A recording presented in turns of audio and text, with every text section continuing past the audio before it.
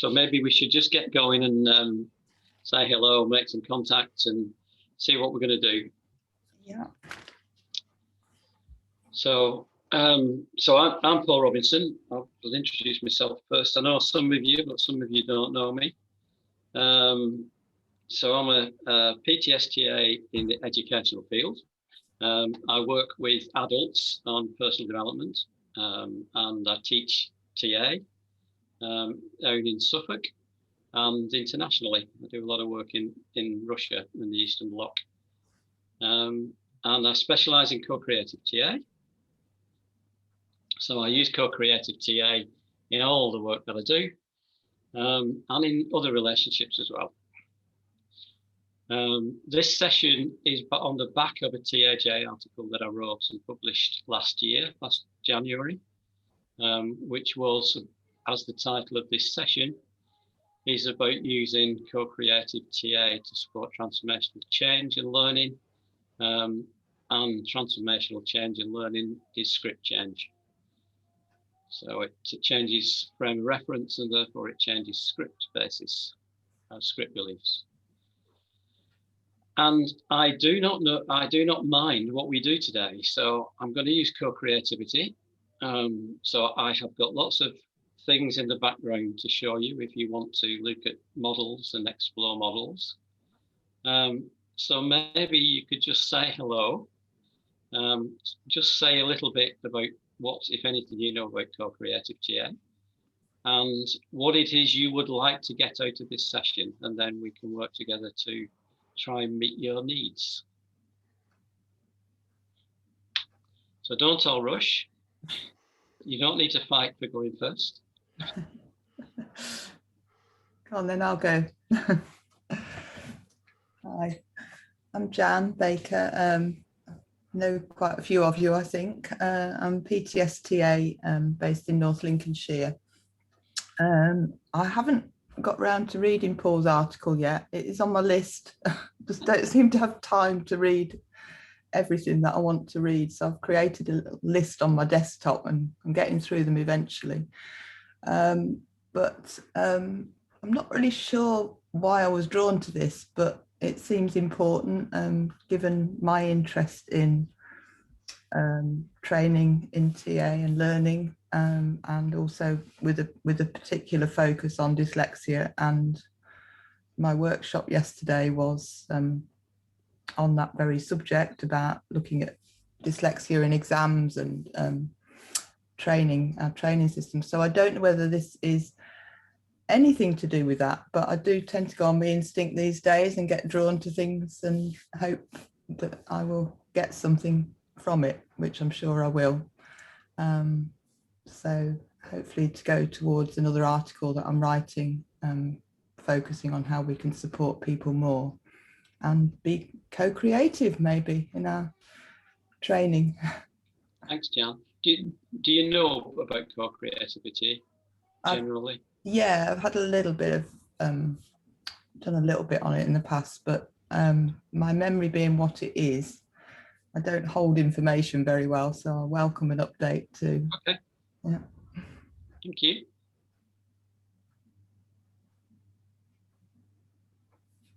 All right, I'll go next. So I'm PTSTA in psychotherapy, and I worked for many years as a counsellor in schools, primary and secondary schools across North Bristol.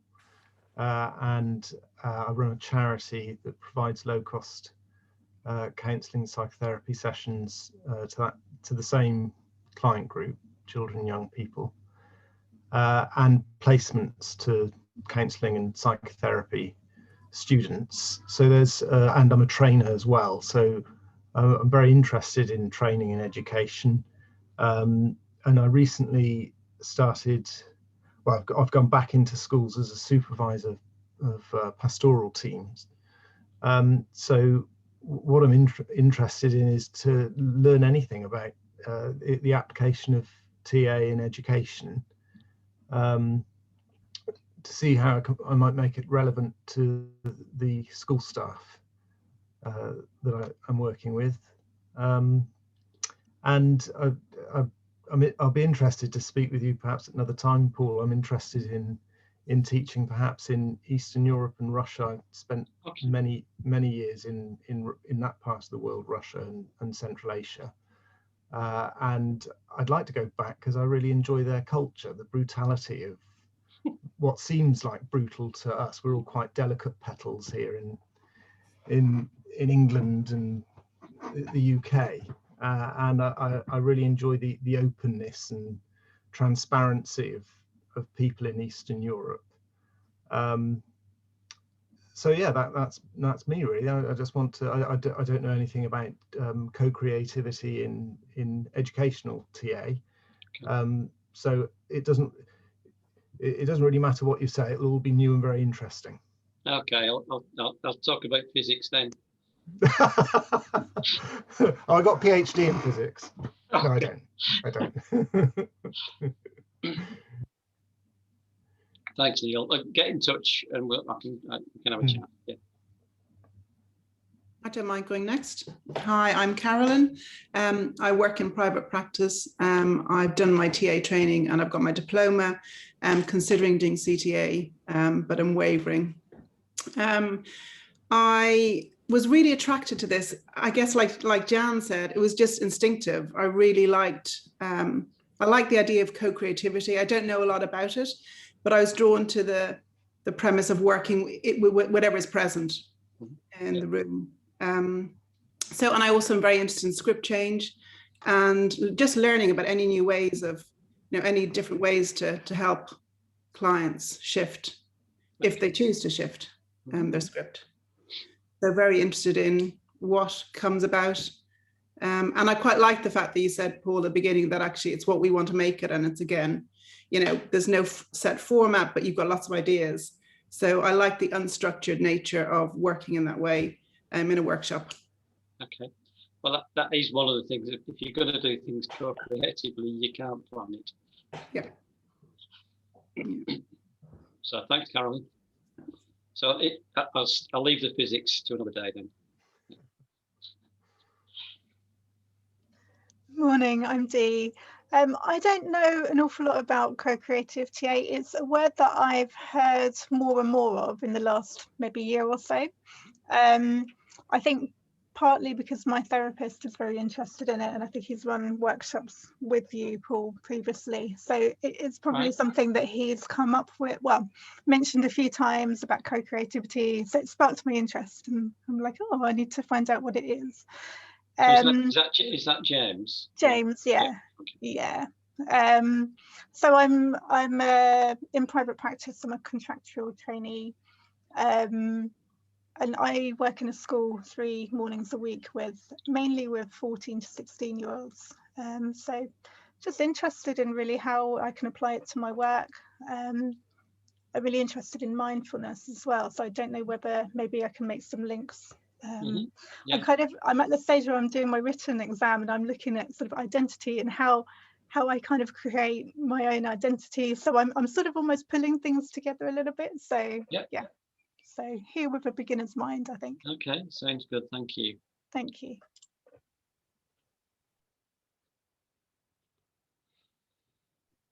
Morning, my name's Emma. I'm a second year trainee in psychotherapy at TA East in London. Don't know anything about co-creative TA, but just really attracted to the title of your workshop today. And I wasn't aware of your article. I'll look it up. Okay, great. Thank you. Hi, I'm Alena.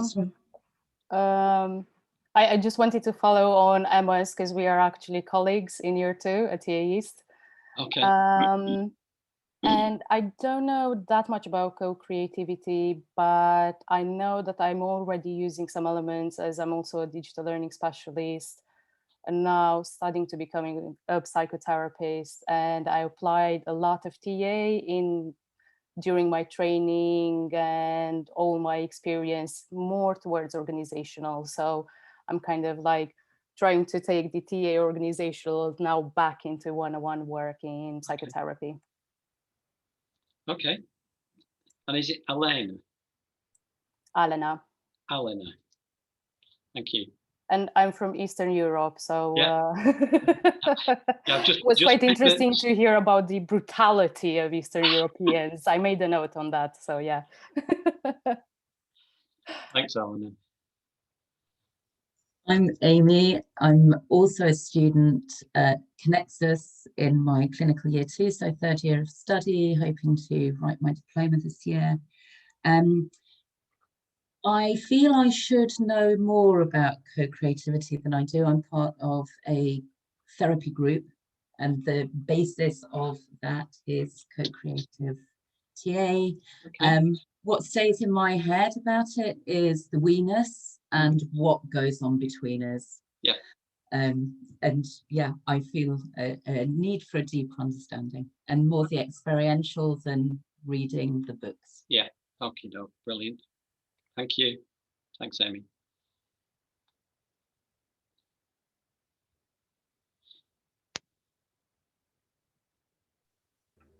Hi, I'm Suzanne. I'm a third year psychotherapy student. I have my counselling diploma. I think the title really appealed to me of your talk this morning, workshop. And I know I would say I don't have a lot of knowledge on co-creative TA, and I thought it would be good to increase that. So thank you. Okay, thank you. Hi, I'm Paul. I'm in my second year of. Oh, yeah, we can hear you. Yeah, you can hear me. Sorry. Yeah, I'm in my second year of training at the IMIL College in Exeter, and yeah, we've done some work on co-creative, but not a great deal. So we it'd be really good to learn some more about that. Thank you. Brilliant. And I'm going to, I'm going to follow on from Paul because we're in the same year together. So yes, I'm from Exeter as well in the same year. And just want to echo what he said really, in that we have done a little bit, but I'd really like to know a lot more about it. It appeals to me. So looking forward to it. Brilliant, thank you. Come on, who's left? Come on, Ronan. Hi, good morning. I'm Ronan Stillman. I'm a PTSD in psychotherapy. I live and work in Edinburgh in private practice for psychotherapy and supervision. And I'm also a trainer. And my main attraction to this workshop was you, Paul. Given the amount of contact that we've had, I've never seen you teach, so I decided to put an end to that. So I'm here to. Always be careful what you wish for, Ronan. I'm pretty comfortable that what I'm wishing for will be well delivered. Okay. So, have you got any background in co-creative TA or? So to a certain extent, I teach the principles of co-creativity. I am familiar with I suppose, basic features of the theory. Okay. Yeah. Oh, all right. Thanks. Who's left? Who's not checked in with us? Or is everybody done? Oh, hi. Sorry, I came late, so I wasn't quite sure what I was supposed to be doing. I'm Hannah. I'm a contractual trainee. I've just signed my IATA contract, so quite exciting and scary. And I have a small private practice in Exeter, and I did a bit on my course, but I love the idea of the sense that the co-creativity brings a bit of the autonomy, which it all matches with the kind of core aspects of TA for me. So I really love that idea of the client coming and it happening together, that relational kind of. So thank you. Looking forward to it. So last chance for anybody. I think everybody's checked in, but I'll just check. Okay. So I think what I'll do, I'll sort of run through the process that I wrote in the paper. So to give you a bit of background to it, because in in the article, I talk about how did it come about. So my first career was in environmental health. So I was an environmental health officer in local authorities for a long time, and I was a director in a local authority, and I was also the head of the strategic policy unit at Ipswich. So I did a lot of organisational change, managed a lot of it, local authority services, and ended up working for the professional body for environmental health as Director of Education and Professional Standards. So, and I also worked a lot with consultants in the NHS to support them learning and developing competencies in public health. So a lot, years and years of supporting people to learn and change and organisational change. And organisational change for me was always based on supporting people to change. Yeah. And as you guys know, because you're TA and you're psychotherapists, for people to change, you've got to affect the script. Yeah, you've got to enable them to feel safe enough to change and to change the script beliefs. So when I sort of worked myself out the organisation and retired 11 years ago, and decided to move into consultancy work, and did a lot of consultancy work, and I was going to do an organisational CTA. And actually what I really enjoyed was supporting people to learn. So I decided to do an educational CTA. And part of that process was that I used to run lots of personal development programs based on TA. And having run quite a number of those and got a bigger group going, and all were doing really fantastic things in terms of changing and doing things that they didn't think they could ever do. I asked them what had made a difference. And they came up with quite a long list of things that they'd found in the groups that they hadn't experienced before, some of which were very surprising. So they talked about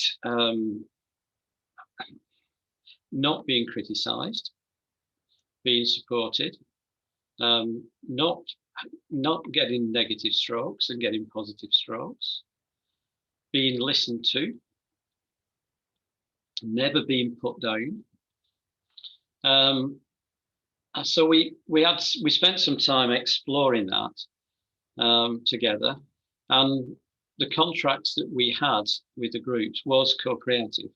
So they actually generated the agendas for the day and the programs. And after the initial year, when we did a sort of what I would now call an extended 101 over about 10 months, they then ran the next programs. So it was done in a co-creative way.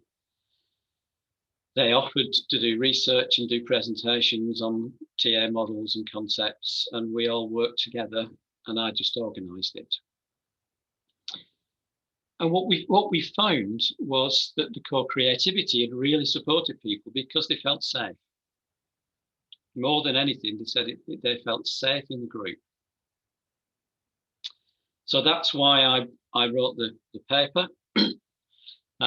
Just as background, because I think the context will help you as we go through it. Any questions? Okay. So if I start sharing my screen, and we'll work through some of the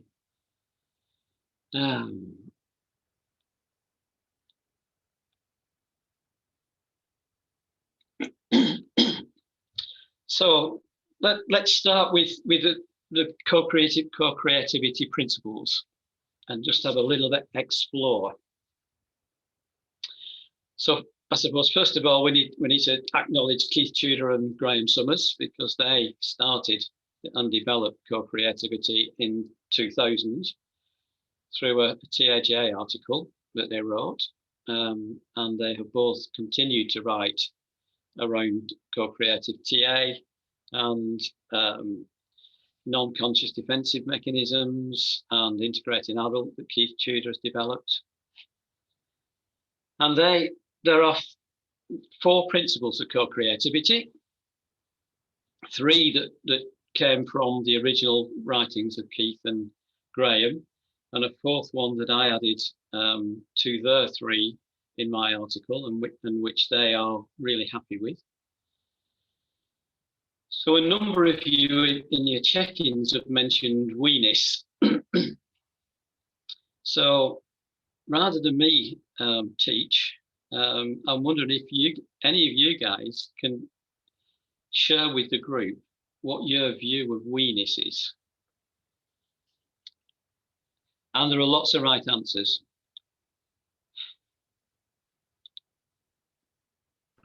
Relationship? Yeah, go on, say a bit more, Ronan. What do you mean by relationship? Well, how I account for you and me in whatever it is that we are in the field that we're connecting. Yeah. And I think how Tudor and Summers describe it, and how I certainly describe it, is that this is where the physics comes in. Yeah. 1 and 1 is 2.5. So if we are we and we pool our resources in an okay way, we can actually do more than if we were doing it individually. So we can achieve more. Yeah. Because we can draw on each other's resources, and we can learn from each other, and we can develop things better.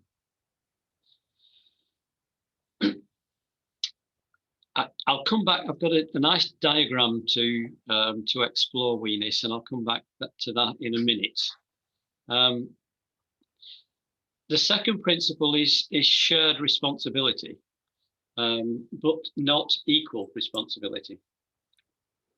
Tudor and Summers, when they wrote the article on co-creative TA, they ran through their article some dialogues between therapists and clients. And some of you in your check-in have mentioned your therapy, your therapists and your clients, and using co-creative TA with clients and inviting your client into the relationship, yeah, which is exactly what Tudor and Summers talked about. And I find that shared responsibility is probably the most difficult part of co-creative TA to achieve, because we are not used to sharing responsibility. Most relationships we are in are some form of symbiosis. So there is usually more responsibility with one than the other. So one has the parent role and one has the child role. So there's usually, not always, there's usually a relationship where one has significantly more responsibility than the other. So in organizations, we have bosses and super bosses and directors and chief execs. So there's a pecking order. When we go to school, we are in symbiosis with teachers of some description. And the symbiosis can be very different with different teachers. With our partners, there's a symbiosis usually, and that sometimes switches from one to the other. But it's usually switching and not sharing.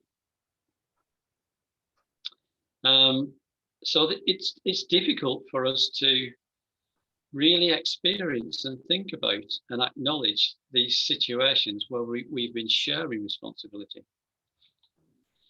I suppose my best example of it is when we used to go on holiday and take the kids on holiday, and we were trying to find the gîte or the holiday cottage or the hotel or wherever we were going.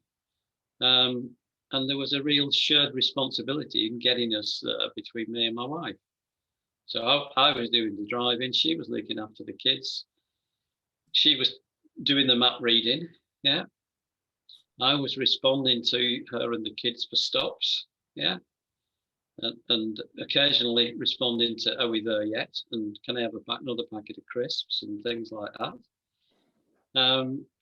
So I think for me that was a really good example of sharing responsibility of getting us to where we were going. Is that thinking about it in terms of TA then? I guess I was thinking a lot of things actually. One was about the one-person, two-person therapy, but also contracts, negotiating the responsibility. I guess that's important. Is that what you're talking about? Mm. Yeah, it is, and we'll look at co-creative contracts in a minute, which picks each of these things up. Yeah. Any other comments? Any questions? Are we good so far? Are you following it? Well, it's just a comment that how challenging this is culturally to us, because we live in such a fiercely, stridently, independently minded part of the world, and the way the working in schools, some teachers would use an approach that if one or two individuals in a classroom are disruptive, then the whole class would be kept behind for some kind of detention or sanction.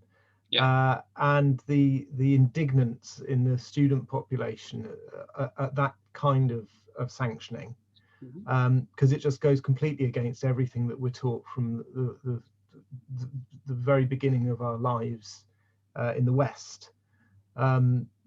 Yeah, so that's and also I think it presents even in the you talked about hierarchy, and there's quite a strong hierarchy in the culture of transactional analysis.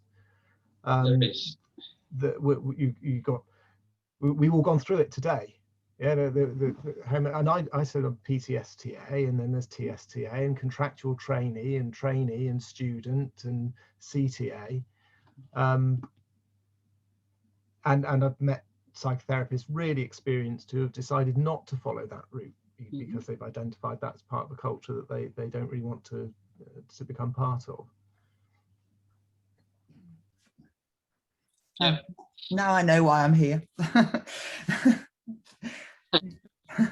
Well, I was really quite delighted that you said that this area of the shared and not equal responsibility is one of the hardest parts. So as a therapy group, we're in our second year of being, and it's still one of the things that we still, in times of not necessarily crisis but possible rupture, we still revert to the facilitator, the person who set up the group, and it is that draw, particularly given some of us are trainees and the way training establishments are set up. So there is something a bit permission giving in what you said, that that's okay.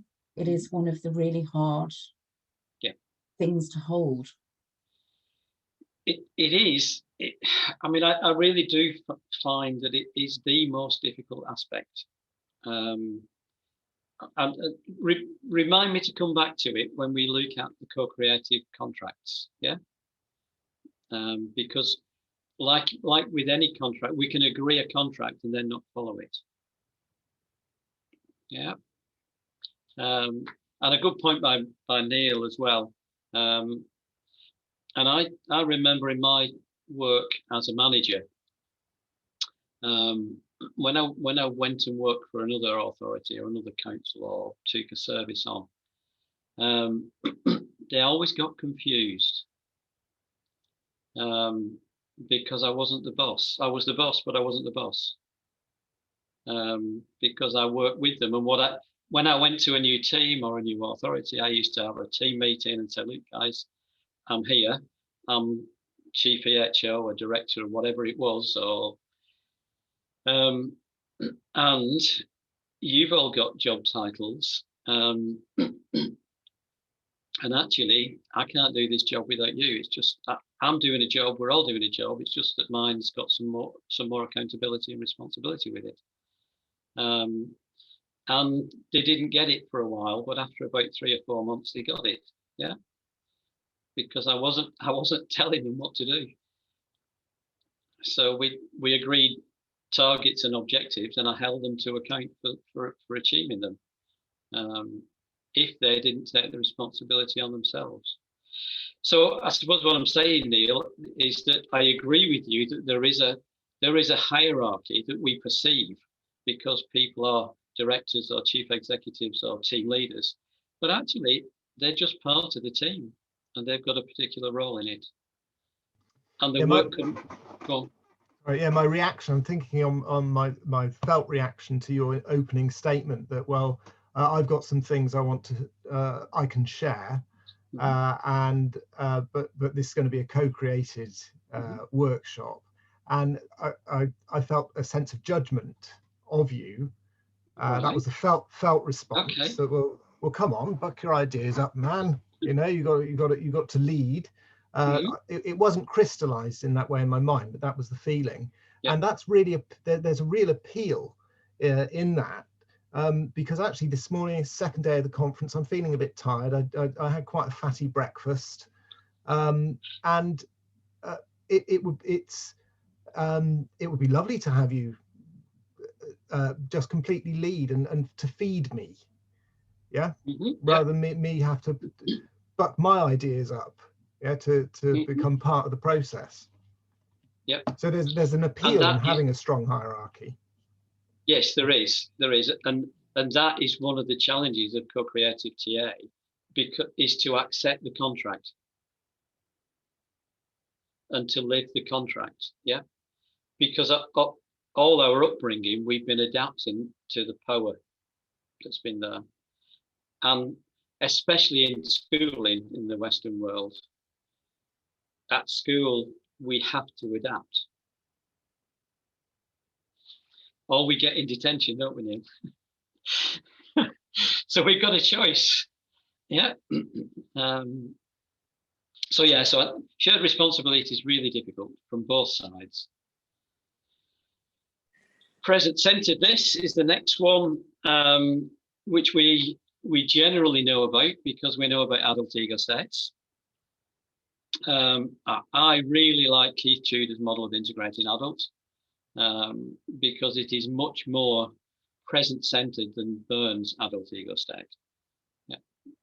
There are lots of aspects of Keith's model of an integrating adult which supports more and more present-centeredness, particularly his statement about if we're in our integrating adults, we are in full contact with our parent and child ego states. And Keith talks about, not about parent and child ego states, but he talks about the integrating adult being the neo-psyche, and the equivalent to the parent ego state being the exterior psyche, and the equivalent to the child ego state being an archaeopsyche. And there's a significant difference between, it sounds strange, but there's a significant difference between an archaeopsyche and a child ego state. And certainly in terms of perceptions, because an archaeopsyche is our past. When we talk about a child ego state, we tend to think of childlike past. Yeah. And similarly with the use of exterior psyche, and these terms come from Federn as well, in case if you're wondering where they come from. And Byrne referred to them when he developed his system. But if we think of an exterior psyche, as Keith Tudor says, it includes parent ego states, but other things as well. Because parent ego states, by definition, are big people, powerful people. And in an exterior psyche, we have introjects of everybody that we've met, including children. And children influence us quite a lot, especially when we're parents. Yeah. So I tend to use Keith's model rather than Byrne's model because there are so many more opportunities to explain things. I was going to say it opens up so many more possibilities, doesn't it, already, thinking about it like that. When I was doing my TA training, I had a problem, one with the parent ego state, because I always used to say, I remember my mate Brian when I was 5 years old, and that's not in my experience of him or my feelings are there, but I've still got Brian in my exterior psyche, and he doesn't fit in a parent ego state because he was only 5. And I've never seen him since he was 6 because he went, his mum and dad moved away. So it works better for me. Yeah, it opens up more possibilities and opportunities. But present-centeredness is being present. It's being out of games, out of rackets, not being defensiveness, not being non-consciously defensive, which of course is impossible. But it's an ideal. So present-centeredness is about being in contact with our fears, our expectations, our fantasies, our defenses if we can access them. Is that okay? Any comments, questions? I was just thinking that present-centeredness ties in with mindfulness and that awareness and acceptance of who we are and all of our feelings being okay in the present moment. That's right, yeah. And I often think of the present-centeredness as being as a choice winner's triangle. So being potent, resourceful and vulnerable. Yeah. Thank you. The fourth principle is one that I added in my paper, and it's to do with okayness, and it's really from Carl Rogers. Carl Rogers developed this concept of unconditional positive regard, and if we are going to work co-creatively and generate a co-created space, we've got to account for people in a positive way. We've got to have okay relationships, because if we're not present-centered. If we're not, then we can't be in we-ness because we're being defensive, and or we're in somebody's in a not okay place. So I added that, and I've talked with Keith and Graham, and they are more than happy, that becomes a fourth tenet. So a little quick run through the principles of co-creativity. Any comments? Questions? Can I ask, if somebody's not in an okay place, and so you might have that unconditional positive regard for them, but they don't have that for themselves, how do you therefore go forward in terms of co-creativity? Okay, that's a really interesting question, because you can't make them join you. You can notice that they are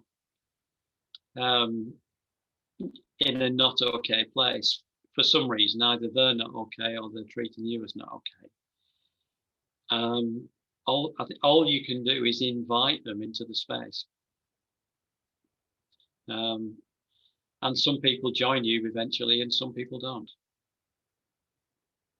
But it's back, I suppose it's back to their choice. Yeah. But it is a tricky one. It's a question that people often ask. How can you get people to join you in the co-creative space? Well, you can't. You can only invite them. Yeah.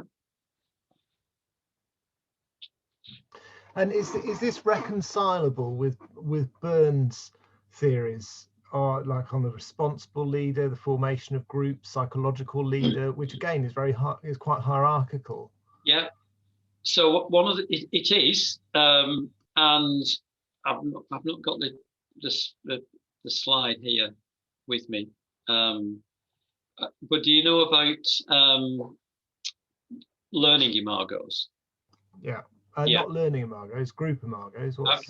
What's a learning imargo? So learning imargos are imargos that were developed to represent learning groups. And it was done by Trudy Newton and Rosemary Napper. So you'll find them in tactics.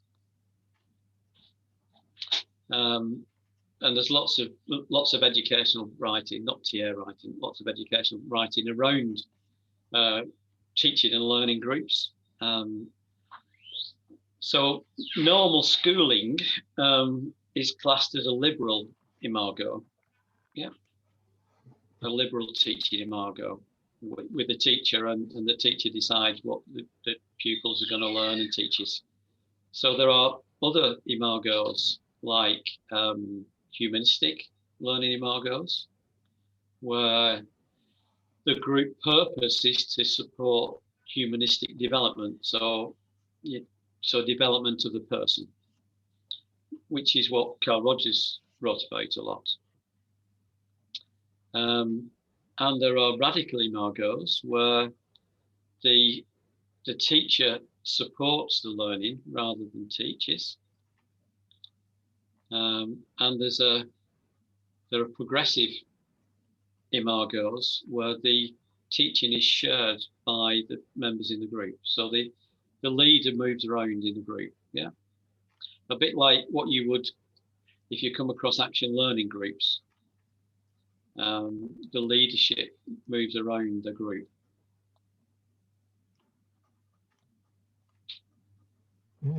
Yeah, thank you. Yeah, what was your question, Neil? I think I've answered it. Yeah, well, that's well, you've raised more questions for me to have a read about to answer the question.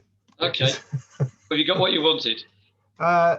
In part, yeah. You've pointed me in the right direction. Okay. Yeah. Okay.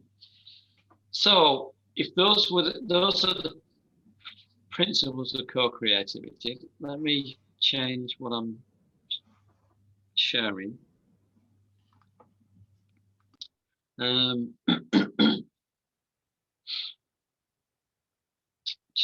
Paul, while we're on imargos, and if so thinking of the group imargos and Yalom's 3, I struggle to place a co-creative group in there, because even when he calls it therapy of the group, there's still some form of hierarchy in that, isn't there?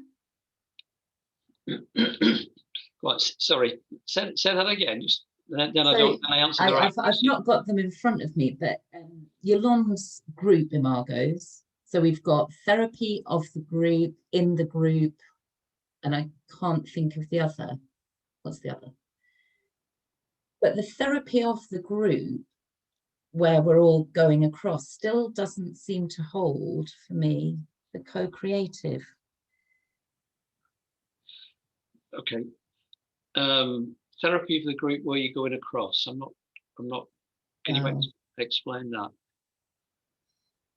I can't do the pictures. So we've got the one where you've got the therapist, and everybody in there, and it's backwards and forwards. Then you've got the circle with dots all around it with arrows going every which way. Okay. And then is the last one direct to each person? I don't know what that one's called. But sitting within a co-creative therapy group, I struggle to identify with any of those. It sounds like the second one or the third one. But there's still a facility. Surely there's, and this I guess comes to the responsibility part. There is still the facilitator of the group somewhere within that, or is that the external boundary? Yeah. I'm sort of with you now.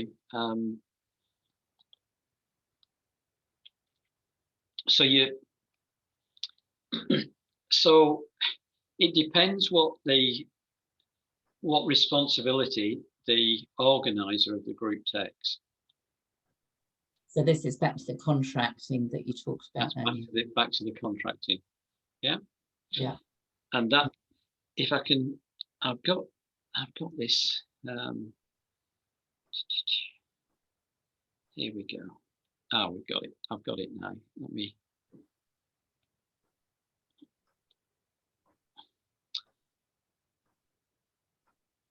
Doesn't want to.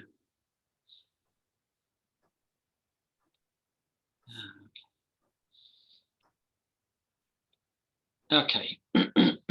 Sorry. So as part of this process with this group, what I've done is put here that the part of the contract we had as a group, yeah. And these are in the article, so you can find them. And if you want to do anybody wants to do a screenshot, that's okay as well. So the we-ness gets translated into, we agree the contract is to work and learn together. Yeah, pretty straightforward in terms of we-ness. The shared responsibility is that we share the responsibility for the learning to take place, and we bring our knowledge and experience into the room, and we will share it to enable people to learn. And that's all of us, including the teacher and including the students in a learning environment. Tudor and Summers in their article talked about the therapeutic relationship is in that it's the client that knows the answers, not the therapist. The trick is that the client doesn't know that they know the answers. And therefore, Keith and Graham talked about the job of the therapist being to support the client to access the answers that they didn't know that they have.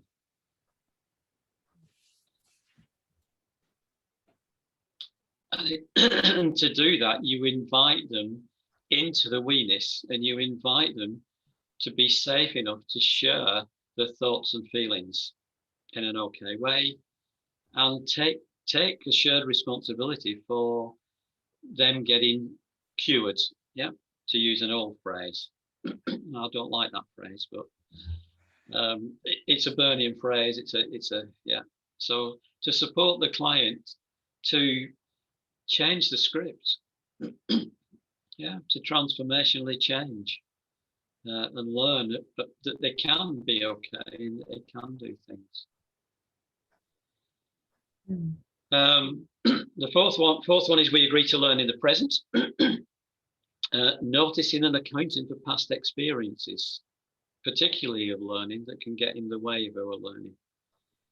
So this is back to Keith Tudor's integrating adults, being connected to our past experiences of learning, and accounting for those past experiences.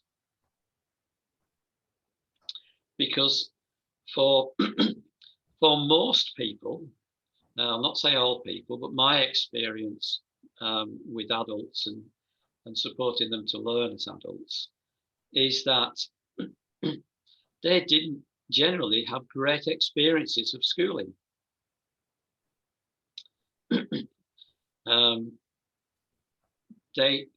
When we talk about exploring our schooling experiences, most people don't really want to explore it.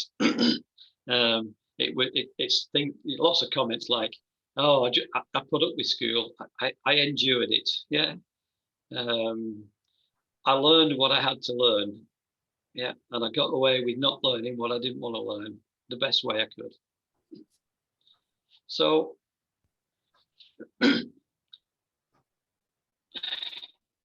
we had to adapt from being at school. Yeah, the teacher, we grew up knowing that teachers knew best, and that teachers were all powerful and all knowledgeable. And of course they aren't, are they? They only know what they think they know. there's a lot of knowledge. There's more knowledge that they don't have than what they do have. But as kids, we don't know that. We think teachers are all powerful and they know all the answers. And of course, they don't. They only know the answers to the questions that they set us in the exams. And sometimes they get them wrong. As we find sometimes when we go to college and university and challenge a teacher.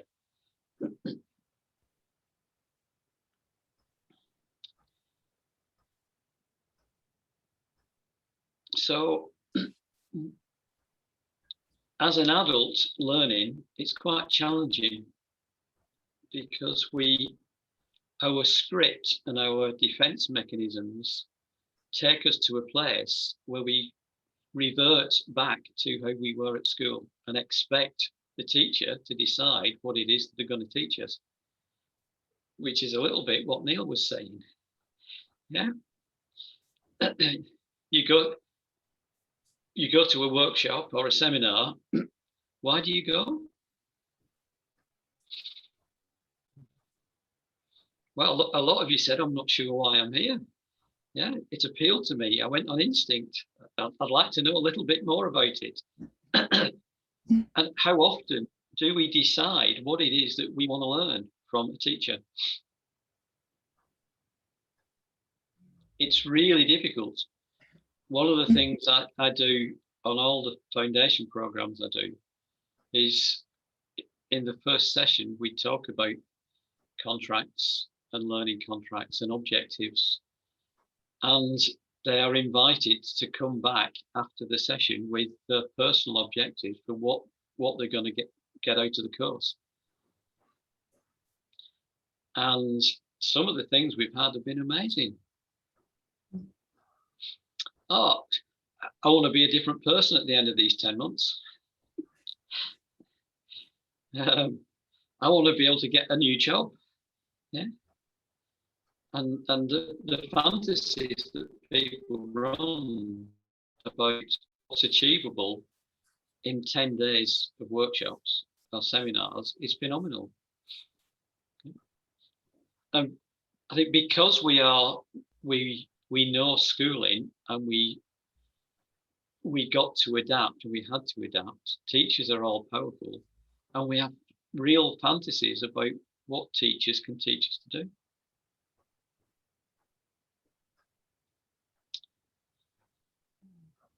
So it'd be really interesting at the end to ask you what you've actually got out of this session, just so that you can account for it.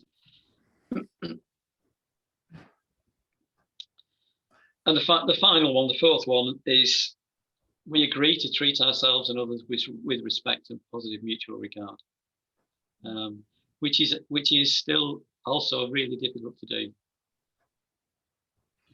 because we're not used to doing that. We are used to being on that okay corral positions of somebody not being okay. I'm really thinking about this in a different way, Paul. Well, not in a different way, but in a different way for me. Maybe I wanted to.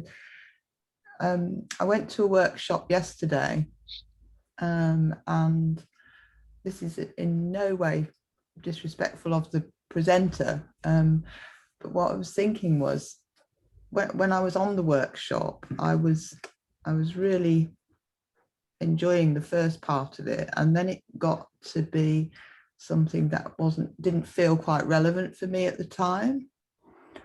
And I think in the past I would have been thinking, well, that wasn't a very good workshop. But actually it was something about me taking responsibility for what I wanted to get out of it. And I got an awful lot out of it. And also, I think, gave an awful lot as well. You know, once I'd focused on what it was that I was gaining from it, I shut down on that because I was thinking more about rebelliousness, you know, how I might have rebelled against it in the past because of past experiences and just thought, oh, this is just a rubbish workshop or it's a rubbish presenter or some, you know, and it certainly wasn't. but I had to hold that responsibility for what I wanted to get. And that's how I'm seeing this now, is about how both people are responsible. Yeah. Or take responsibility. Yeah. And of course, it depends what it is we're wanting to learn. And again, I go back to Carl Rogers, who did lots of wonderful things about supporting learning. And he also said, and if students want me to teach them and they tell me what it is they want me to teach them, I'll teach them.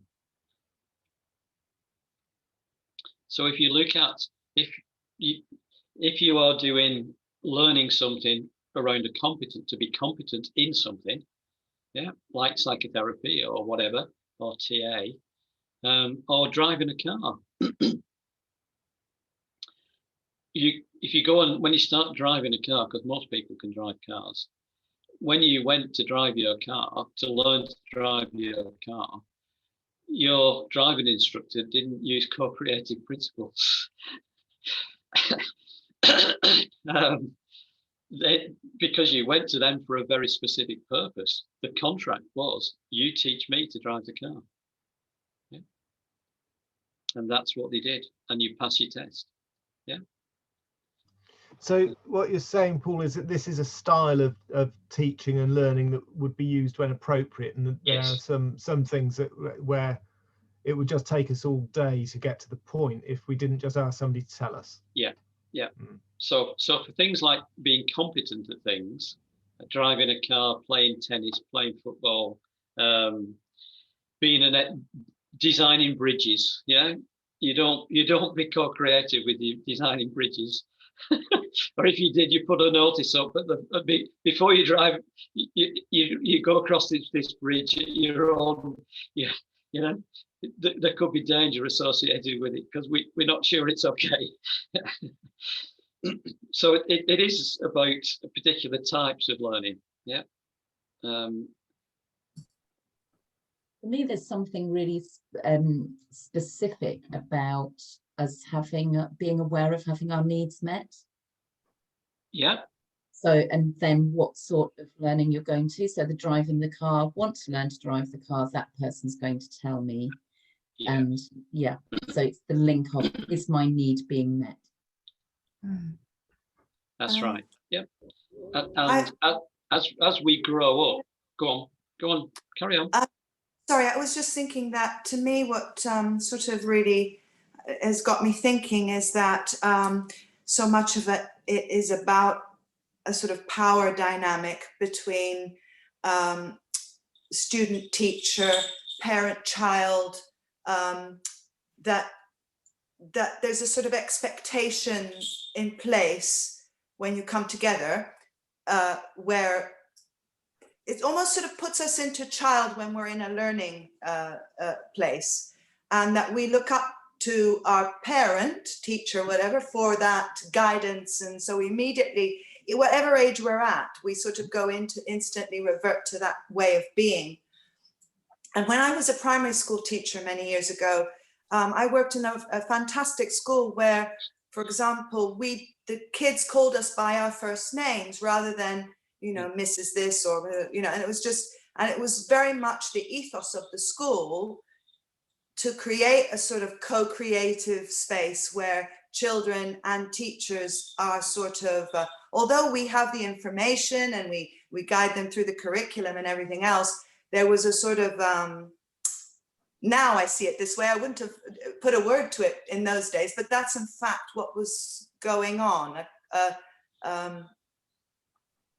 where the child had sort of a bit more agency over its own learning. And I was also thinking about how when a client comes to therapy, I don't know if you can still see me. When a client comes to therapy, they come sometimes perhaps with that expectation of, here I am, fix me, this is my problem. And so there's that, you know, I've thought about how you go about actually saying, well, no, it doesn't quite work that way. You know, this is something we have to do together, and it all fits under this sort of co-creative. Sorry, I just had to. It's just where my brain is going. Yeah. No, I think you are spot on. Yeah, it is. And it comes back to what if you can see the screen that I'm sharing now. Yeah. So this is Knowles, who developed this, wrote quite a lot about andragogy instead of pedagogy. So andragogy is about adult learning, yeah, as opposed to pedagogy, which is about children learning. And what he was saying is that as we grow up, we move into adult learning by osmosis, basically, because as we get into our teen, well, I suppose that nowadays with kids, at a very early age, they decide that they want to learn how to use the Xbox controller. Yeah. So they actively decide that they want to be able to use and learn how to use it. Yeah. And I remember my youngest lad, he had difficulty reading, but the best way we got him to read was to get some games up and let him play on his Wii and his Xbox, because he had to read the captions. So he learned to read by reading the captions on the Xbox and the games, because he couldn't play the games without reading it. And when he said to us, "What does this say, Dad?" I'd say, well, I'll help you read it. Yeah. And he learned to read because he wanted to learn to read. So as we grow up, we increasingly decide what it is we want to learn. We want to be good at badminton or football or hockey. So we work on it. we want to learn to drive a car. We want to learn to pass our exams, because we pass our exams, we get a better job, we get more money. So there's an incentive to learn. And we also start deciding who we learn from. So we decide when we want to drive a car, learn to drive a car, we talk to our mates and find out who's the best driving instructor.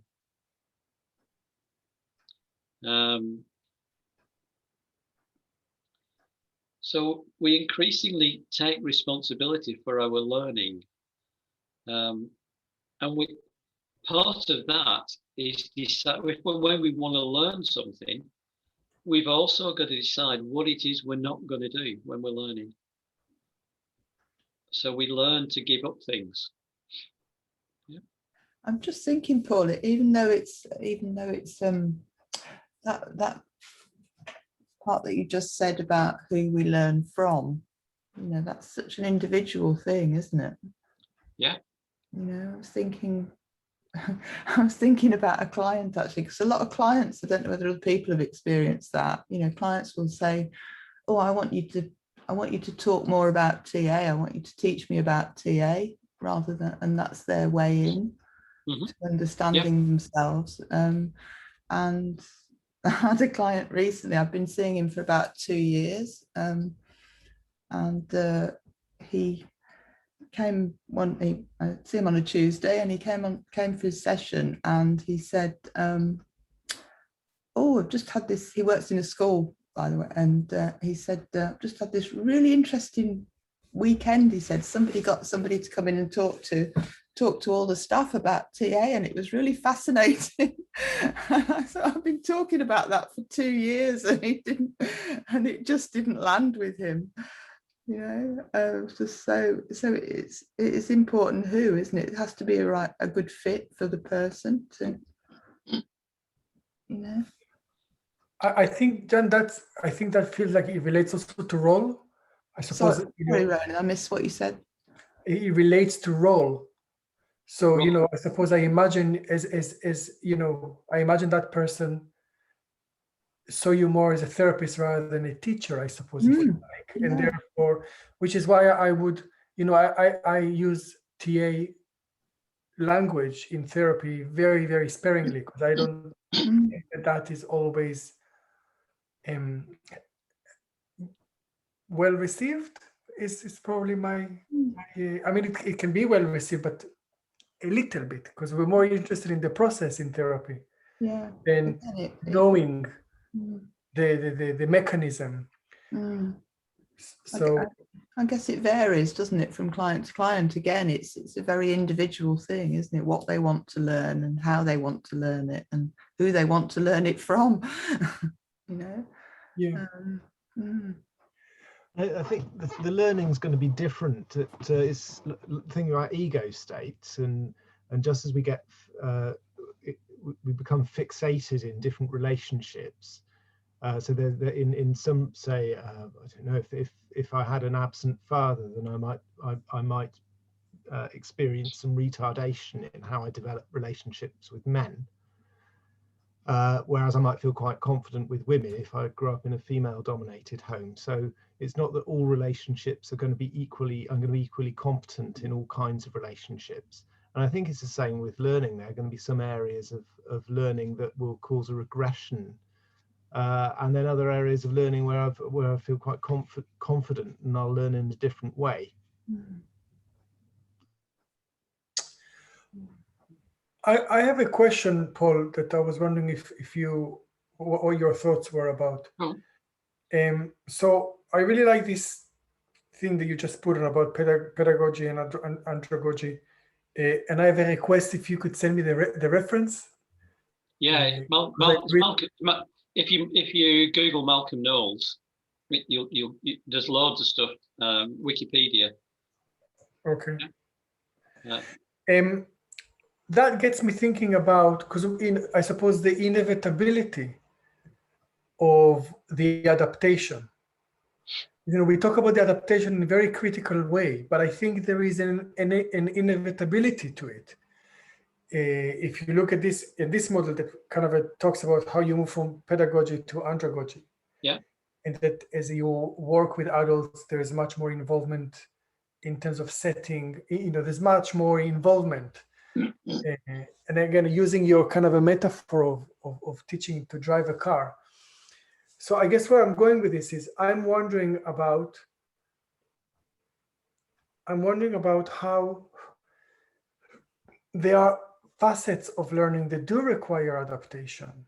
And that is not, I'm not sure that that's a bad thing. Absolutely, yeah.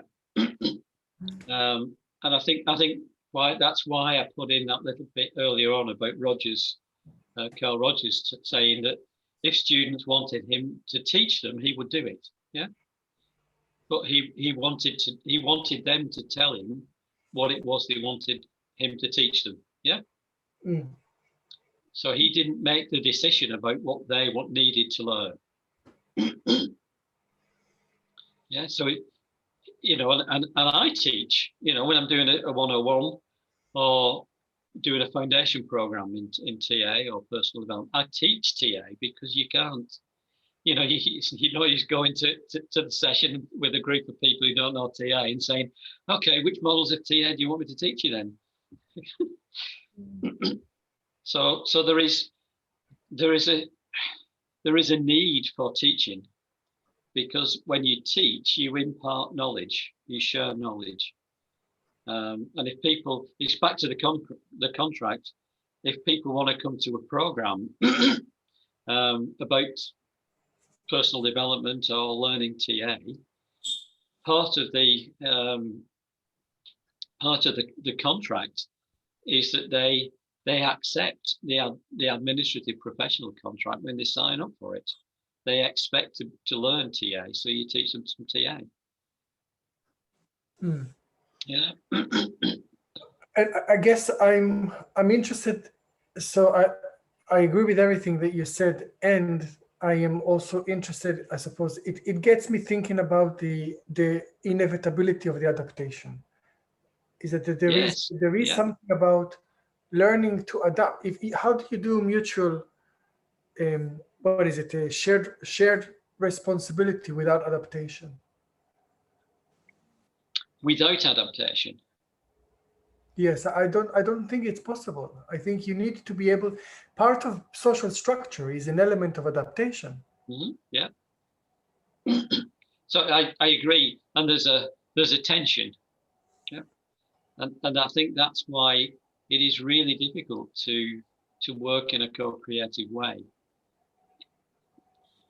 And it takes a while, yeah, a significant period to get used to that way of working, because we are naturally defensive, non-consciously.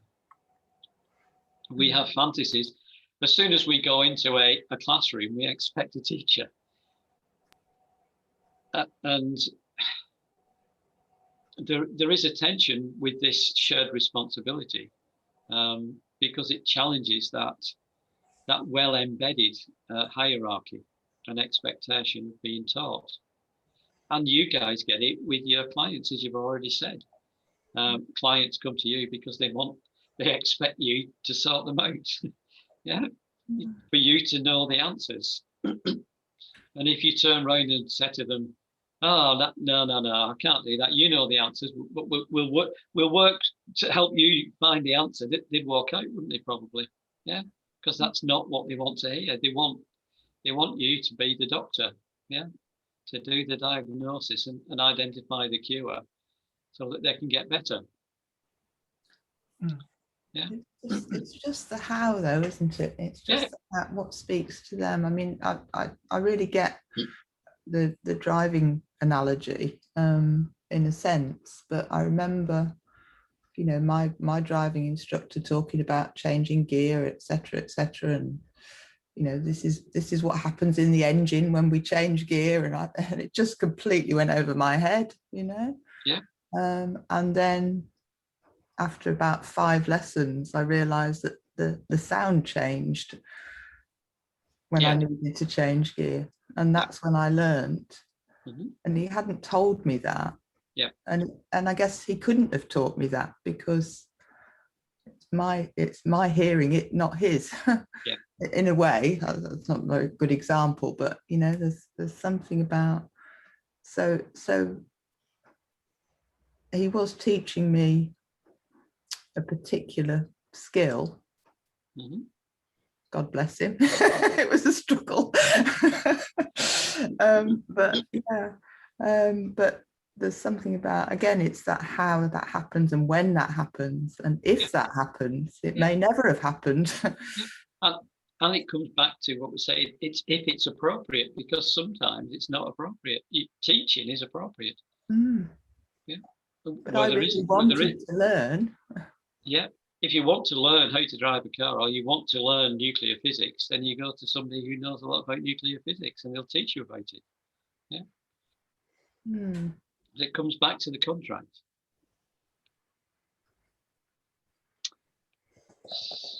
And I suppose what I'm saying is he may never have fulfilled his part of the contract, never been able to fulfill his part of the contract, because I couldn't learn in that way, I suppose.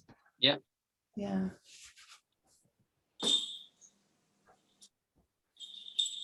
Okay, I'm having difficulty sharing the next screen with you for some reason.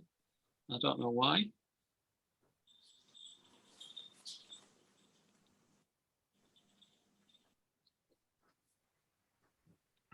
Oh, okay, it's worked again. So I'll just run through these permissions, because what I have found is that you can agree this part of the contract, and to help people to get into the zone, sort of thing, to get into understanding the contract. I developed these permissions with the group, originally. So the learning contract is okay of itself, but it is really supported by using these permissions and inviting people to to buy into the permissions. Yeah. So it's okay for us to be ourselves. So it really is okay for you to be you in this group. Whatever and whoever you really are. Yeah. Because I'm going to be me.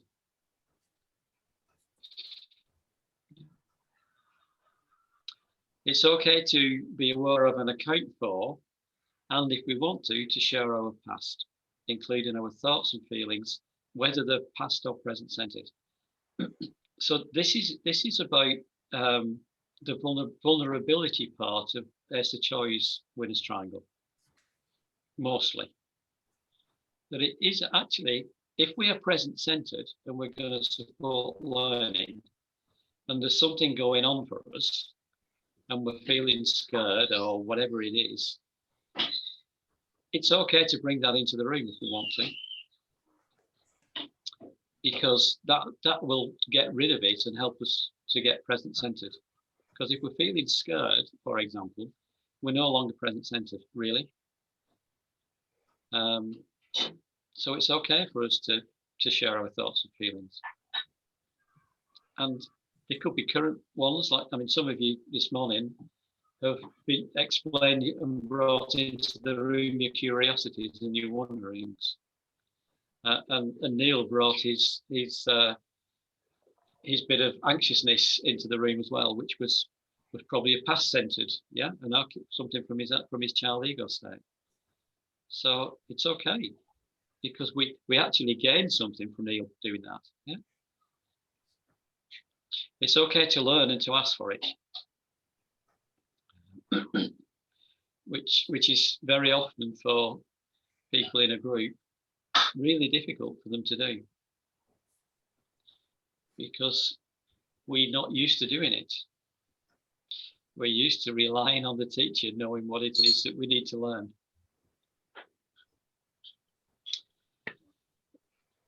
It's okay to challenge if we don't agree, or to share a different learning or perspective, including challenging the teacher.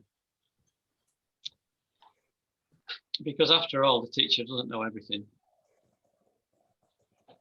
And very often, there are people in the group that know more about the subject that's being taught than the teacher.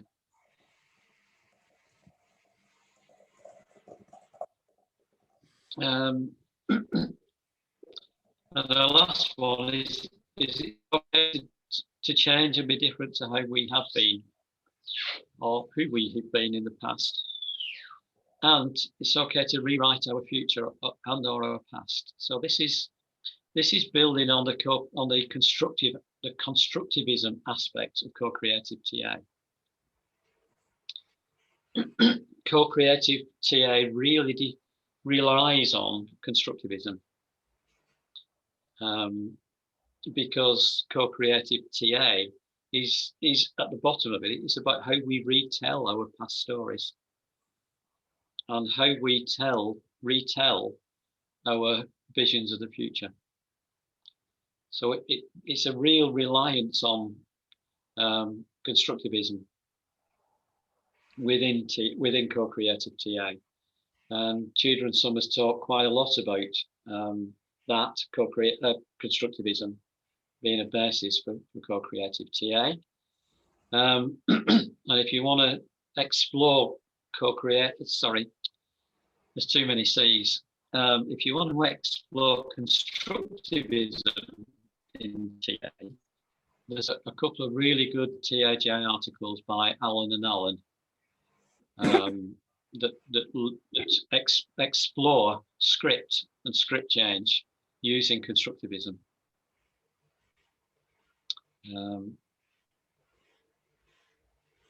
Because again, co-creative script is really about storytelling. It's the story we tell ourselves about ourselves and other people. And constructivism enables us and facilitates us to change those stories. And if we change the story, we change our script.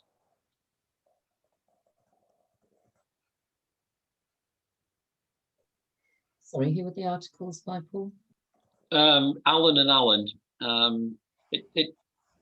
can get the reference. It's in the article. I'll before we go, I've got the article up in the back of my screen, so I'll bring it up and I'll get you the reference. But if you do Alan and Alan and you put that in the TAJ search box, it'll pop up with a couple of TAJ articles. Okay, I'm conscious we've been going for an hour and a half, or an hour and 20 minutes. So do we want a little comfort break and a break just to reflect and think a bit? How's it going, guys? What are you getting? What you want? Have you got any curiosities? Do you want to ask anything? Do you want to give me any feedback?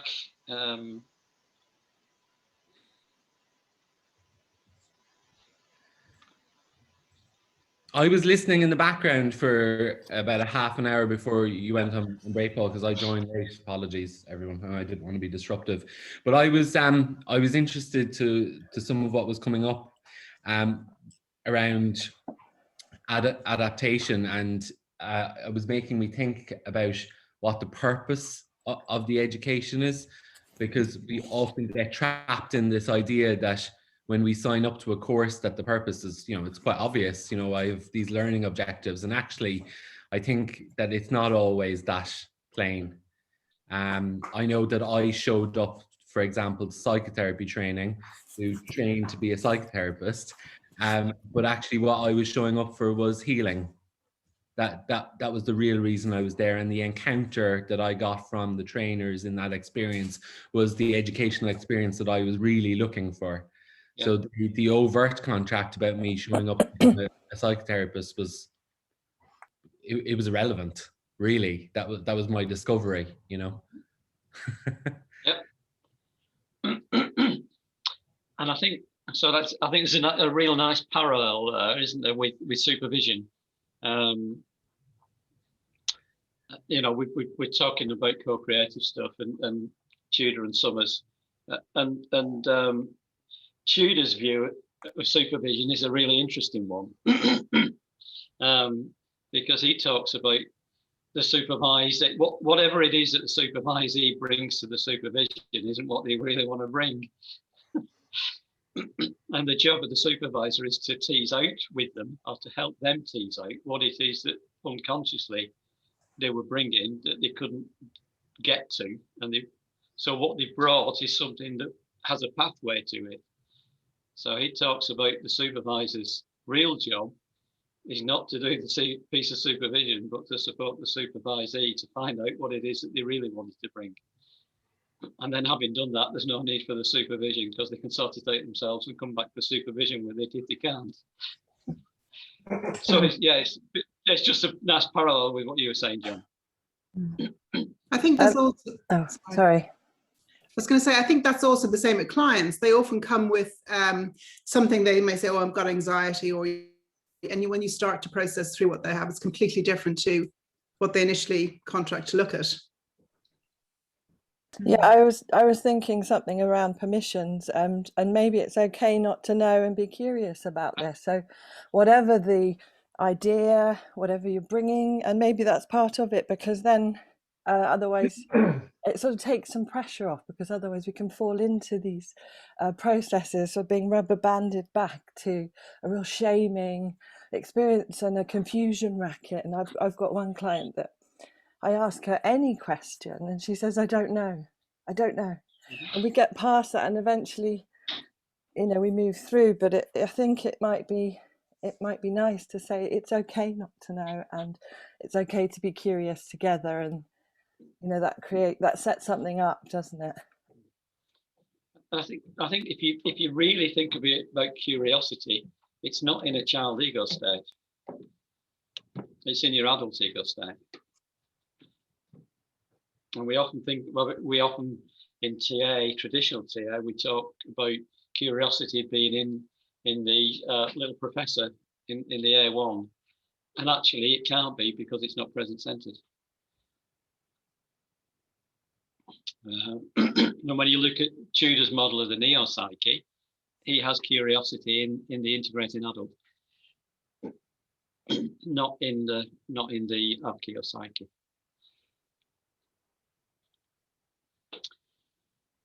Any more observations, comments? Well, I was just wondering what I've struggled with this for a long time, I suppose. I wonder if what the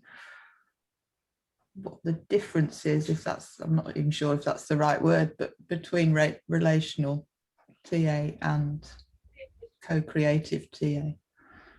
Okay. Thank you, Jan. I'll give you your tenner later. Thank you.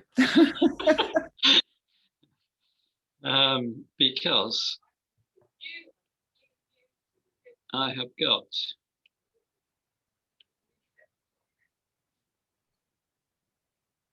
a diagram for you.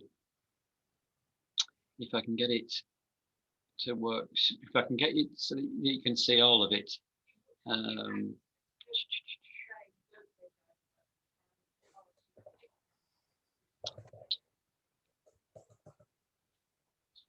You see if I can get.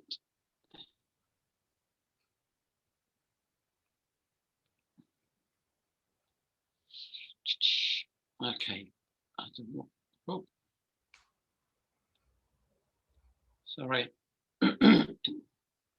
It doesn't want to work properly today.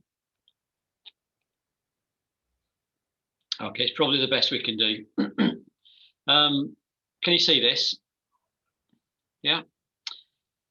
So if you can imagine that this back there and then is also at the other side of the diagram, over this other side. So we've got back there and then at both sides of this. And this is a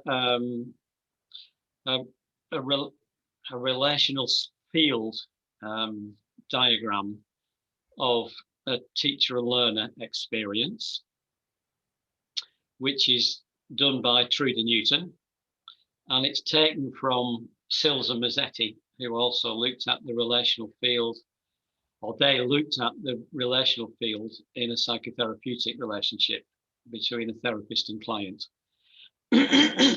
So it's basically the same diagram, but we've got teacher and learner instead of therapist and client.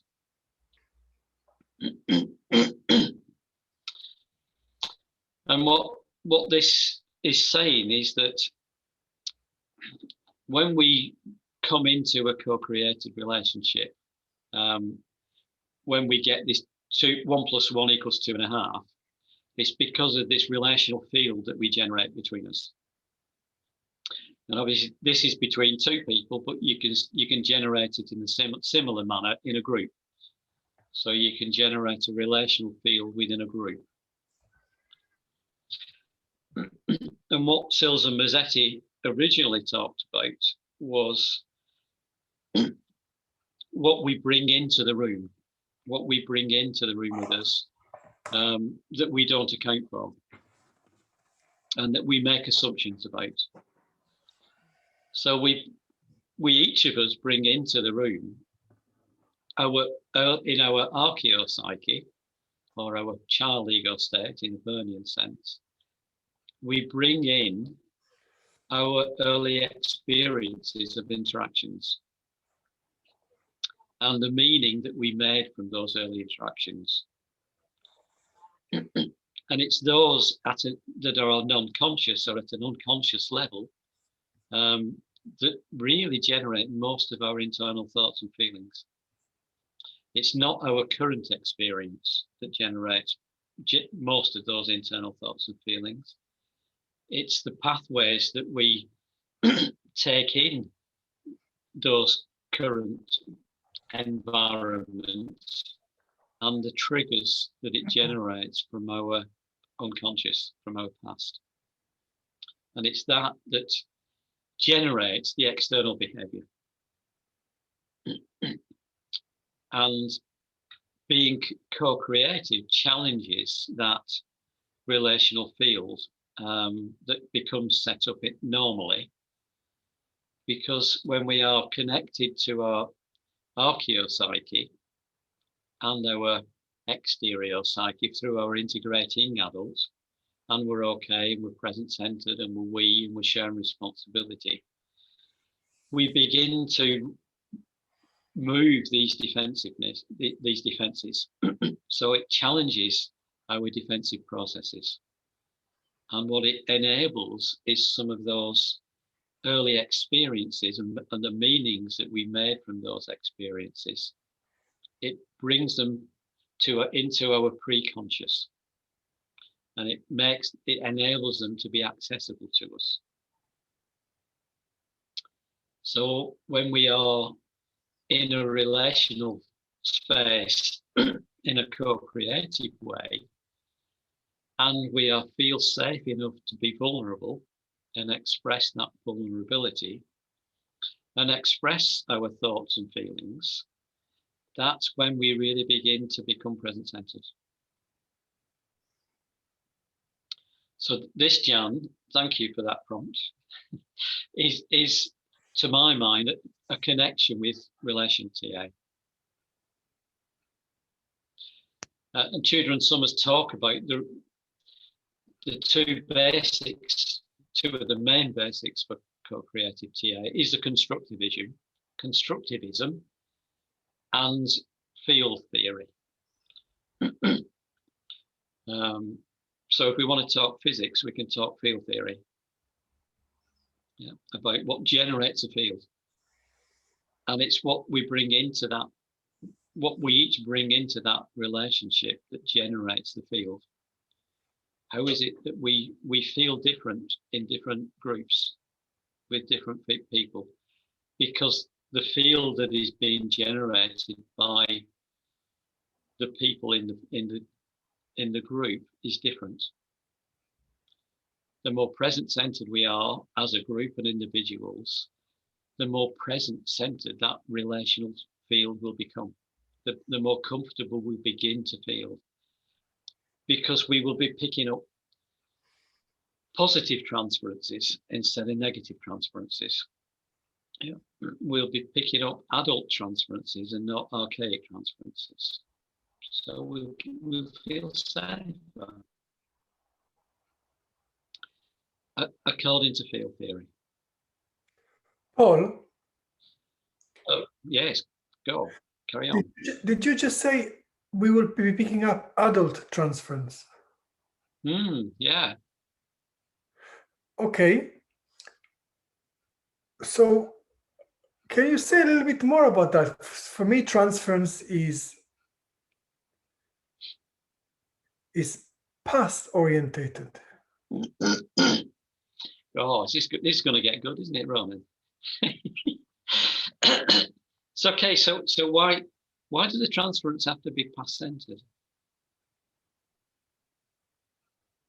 Well, rather than why, I suppose the mechanism, the way that I understand it, is that transference is when is a replay of a past experience, and it is replayed in the present.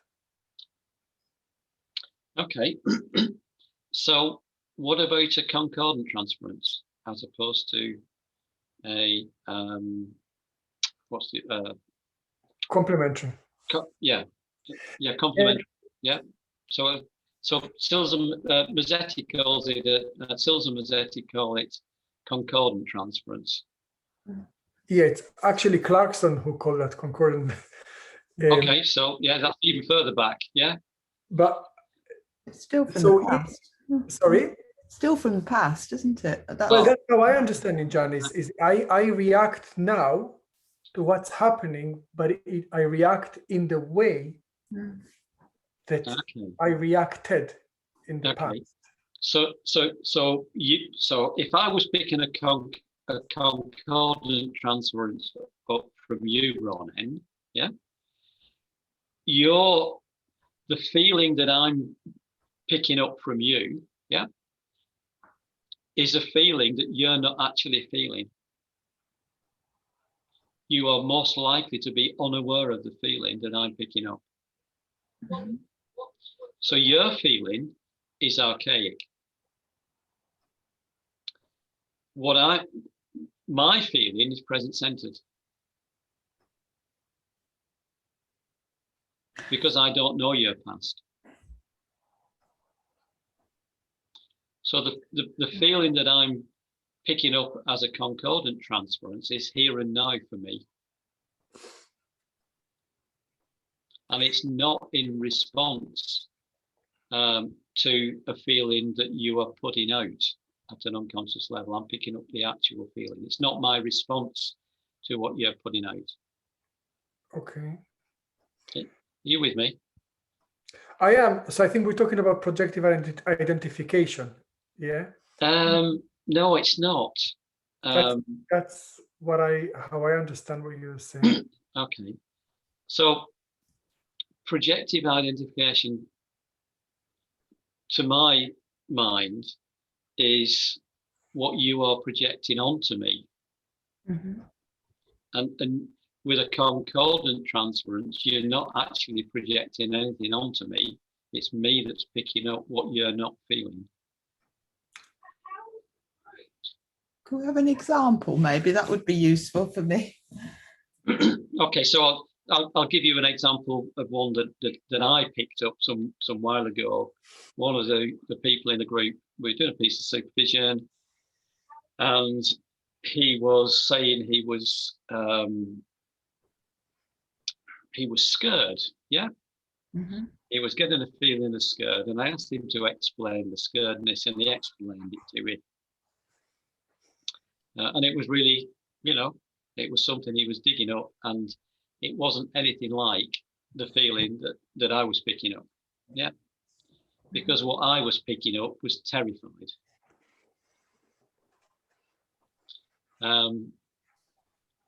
And he was not aware of he was aware of the scared feeling, which was a racket to cover up the terrified feeling.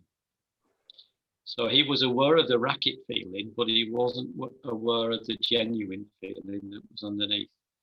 And what I was picking up was the transference I was picking up was the terrified bit. And where did that come from? Well, we did eventually get to it. Mm. Oh no, I didn't mean where did it come from for him. I meant, sorry, where? So what you're saying is that came from the present. So what I picked up, the feeling of terrified, yeah, mm-hmm. for me was a present-centered feeling. Right. Because it wasn't my feeling, so it wasn't from my past. It was from his past, but for me, it was a current feeling. It wasn't my invited response to his feeling. So it wasn't a countertransference. Oh, okay. Okay. Yeah. So if your client is, don't be sorry.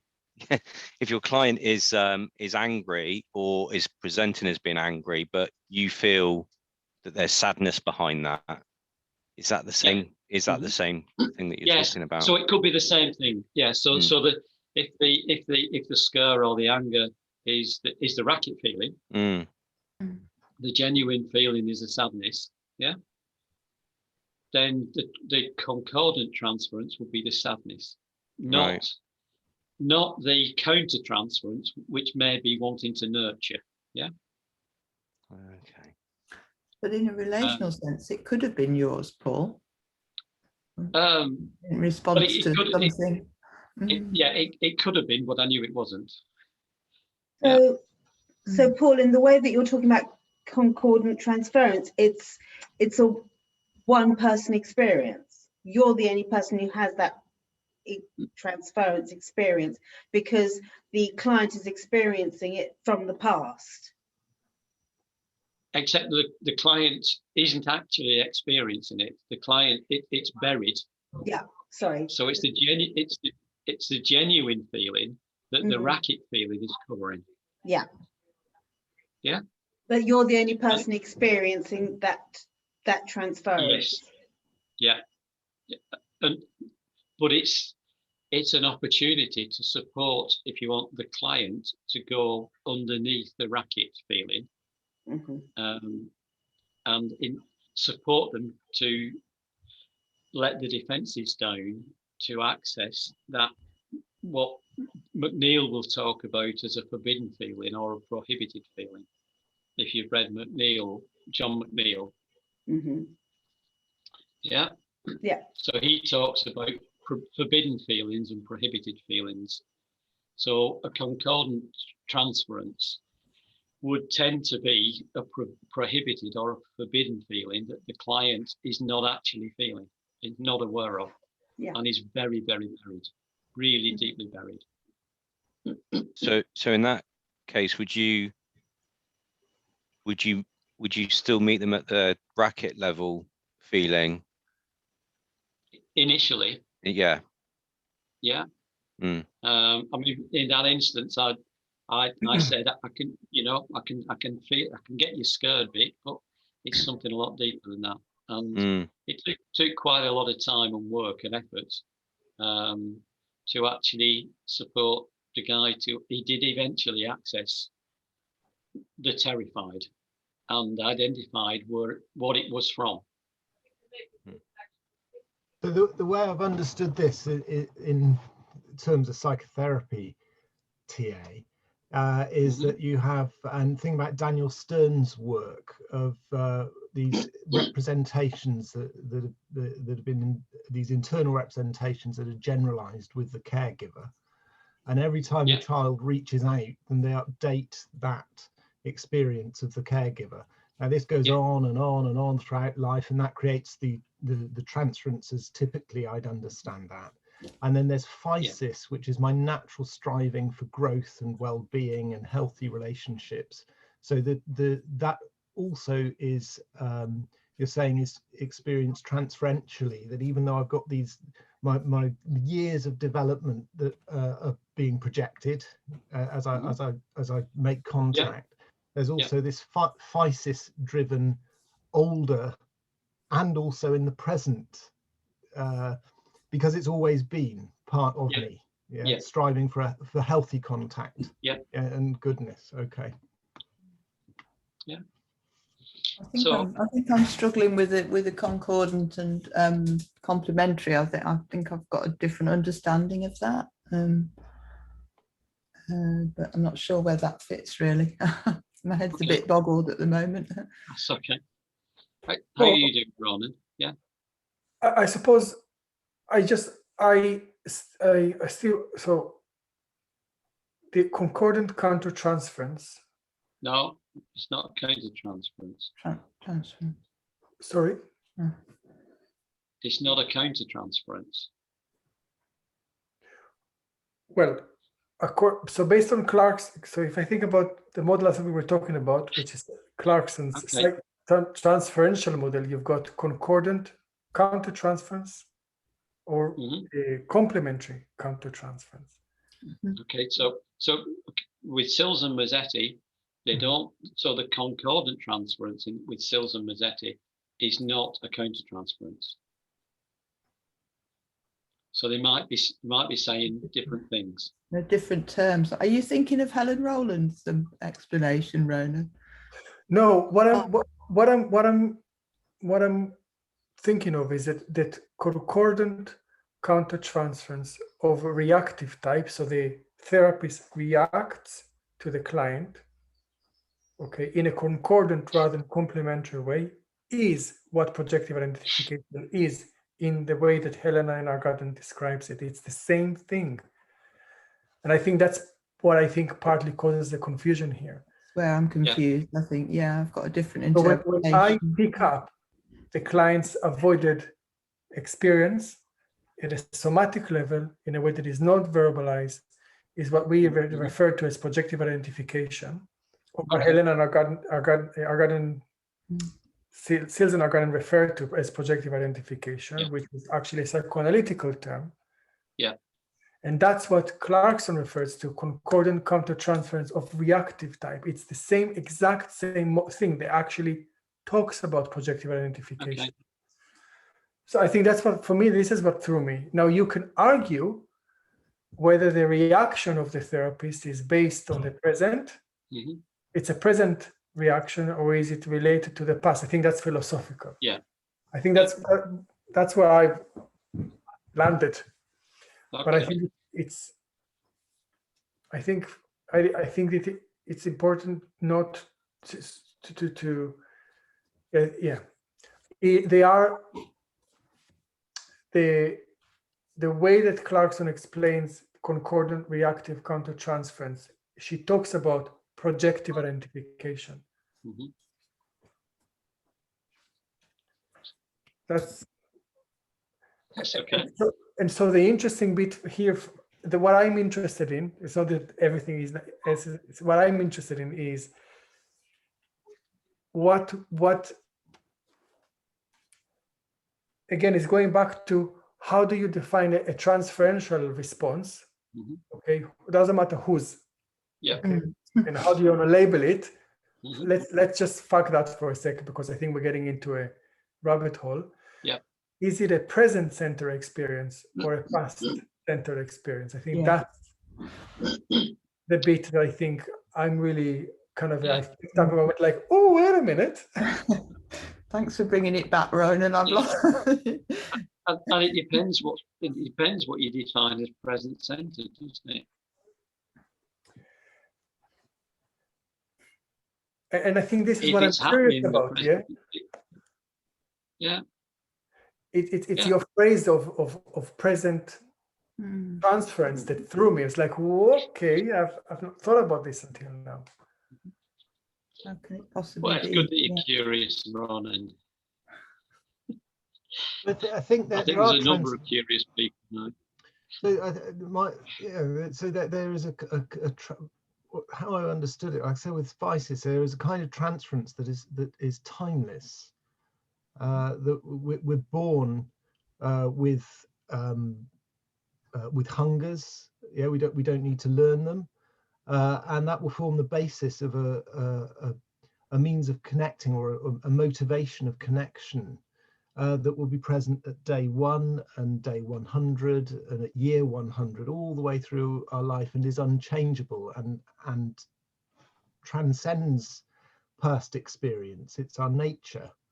Yeah, the hungers that I seek to get satisfied in relationship have always been and will always be. And then overlaid on top of that are my life experiences of what do I get in relationships, and I think both of those are present always. Yes, but I think, Neil, that the way that we react to, the way that we expect it or react to that being given to us or not, that's the transferential experience, which is what you've experienced in the past repeatedly. Yeah. So if somebody gives me what I need or doesn't give me what I need in the present, is colored by how I experience what I have been given or not given in the past. Yeah. So you're right. Yeah. Sorry. Yeah. So if I come into the workshop expecting that Paul's a teacher and he represents my past experience of teaching, which was pretty awful. And so I could hold that. We could co-create a different experience. Yes. But we can't change my past experience. Correct. And so. But what this new experience would do would challenge those past experiences in terms of a conglomerate introject of teachers.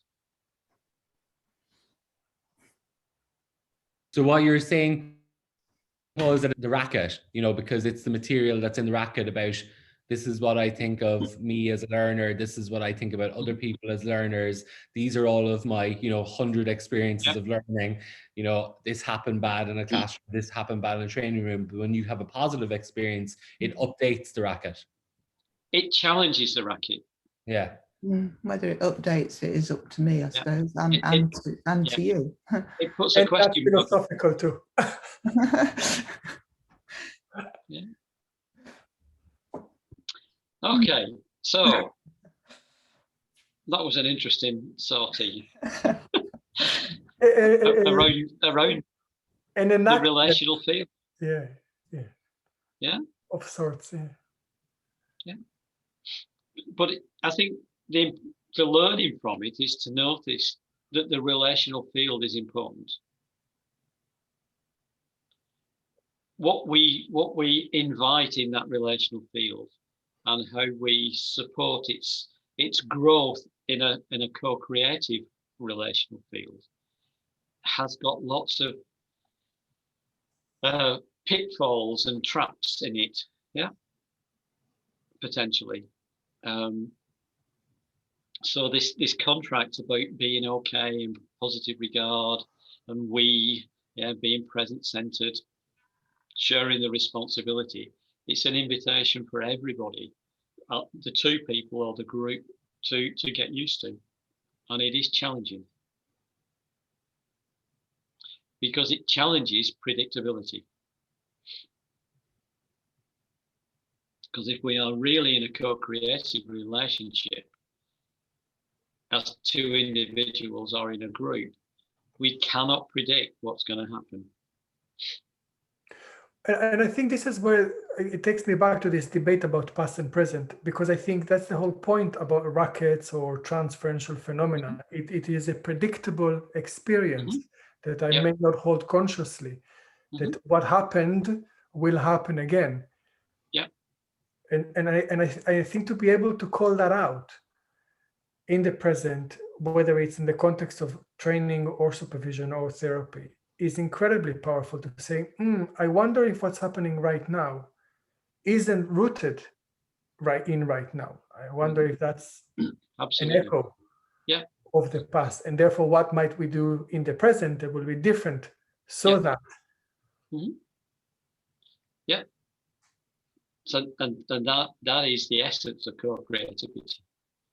Not having this need to predict, yeah, and stay safe, and trust the process, trust the safety, trust the contract, trust the positive regard.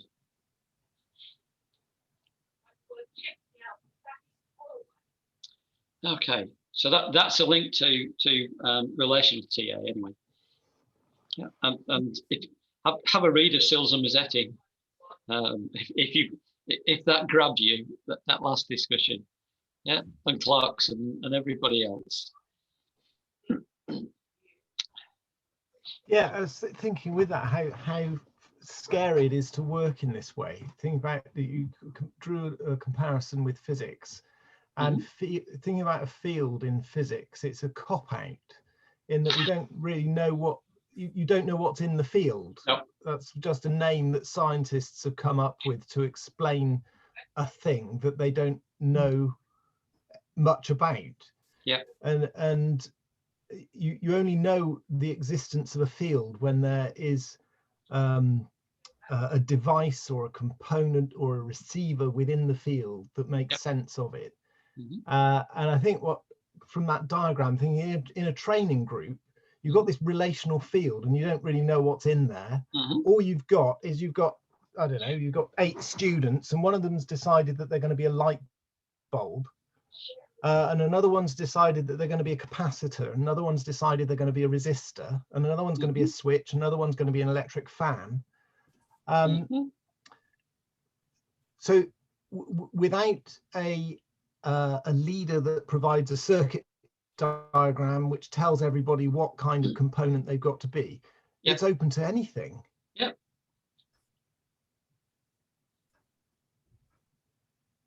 So you've got to have quite a mature group with good level of understanding to know whether they're available to be a light bulb, if that's what's called for in the group. Or yeah, and I mean, I've said that it does take time. You can't just create a co-creative space. It takes time because people have got to be comfortable with challenging the script beliefs by not running the rackets, yeah, not running the symbioses, and being prepared to be in that winner's triangle, and particularly to be vulnerable. Okay, if we go into, I think what I'd like to go next is this transformational change bit. And what I've got here somewhere, here we go. Have you come across Jack Mezirow? Yeah, so I can see some nods and some shakes. Jack Mezirow is a Canadian who is not a TA person, and he knows quite a bit about psychology, and he was an educationalist, so he was a teacher, and there's a huge amount of writing that he's done. And in the 60s, he was invited to, he got a contract from the US government to research what enabled women returners to work to return to work. Yeah. So it was a time when there was a lot of change in terms of women returners to work having had a family. And the states were wanting to find ways to encourage mothers to return back, not just to work, but to their original careers. And Mezirow spent a lot of time researching and interviewing women who had successfully got back into their professional roles and into the same roles that they were in before they had a family. And he came up with this being the difference between the ones who succeeded and the ones who didn't succeed.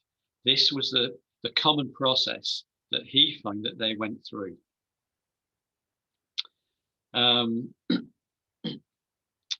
So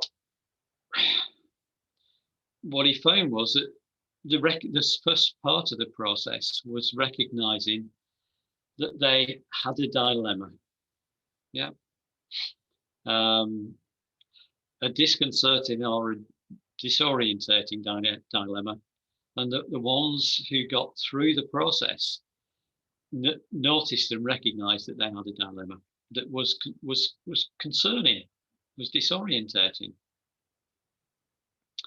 And most people found, a bit like script beliefs, they went back to the archaic stuff and said, oh, it's okay, I was stupid then anyway. I'm still stupid, I'll never get a job. Yeah, so I might as well not bother. And they didn't face the fact that they weren't stupid, and they couldn't have been stupid because they had a profession. And the next stage was to go through this self-examination process and he associated 4 feelings with this. And although I have got an and in there, he talked about O's. So to identify feelings of fear, anger, guilt, or shame, and acknowledge them. What I found is that, generally speaking, with these dilemmas, 3 or 4 of them are more of the norm if you search for them.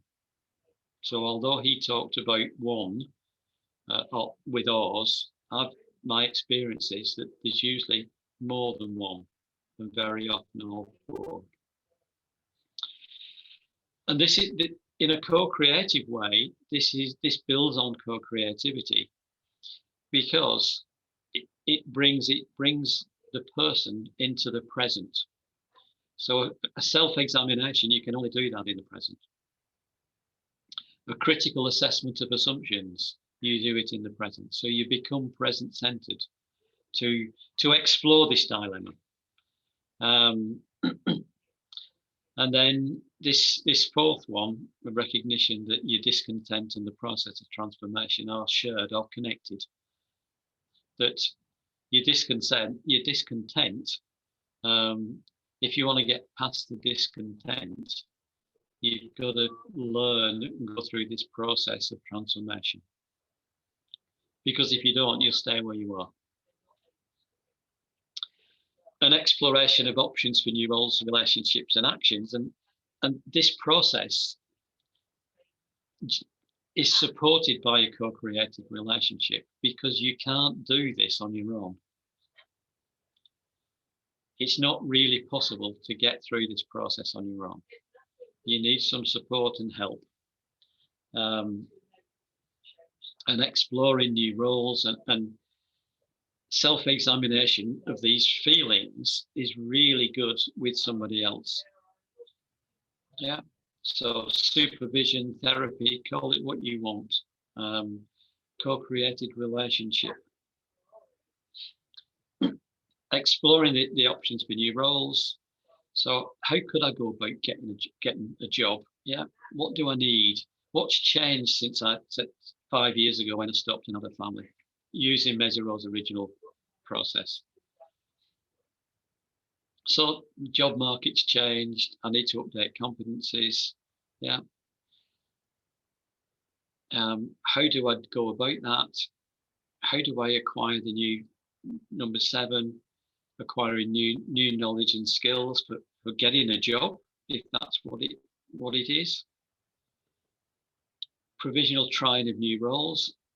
I'll go to some interviews, not expecting to get the job. I'll learn from it. And building competence in competence and confidence in, for example, being good at interviews.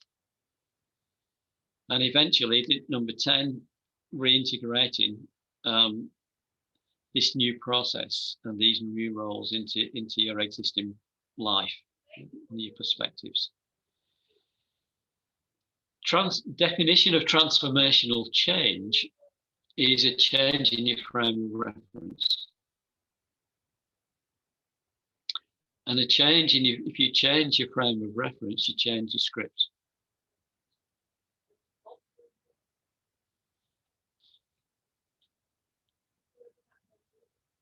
So transformation is about changing your frame of reference. And that brings us back to script and script beliefs. And if you go through this process with anything that you're stuck on, and you get to the end, you change your frame of reference.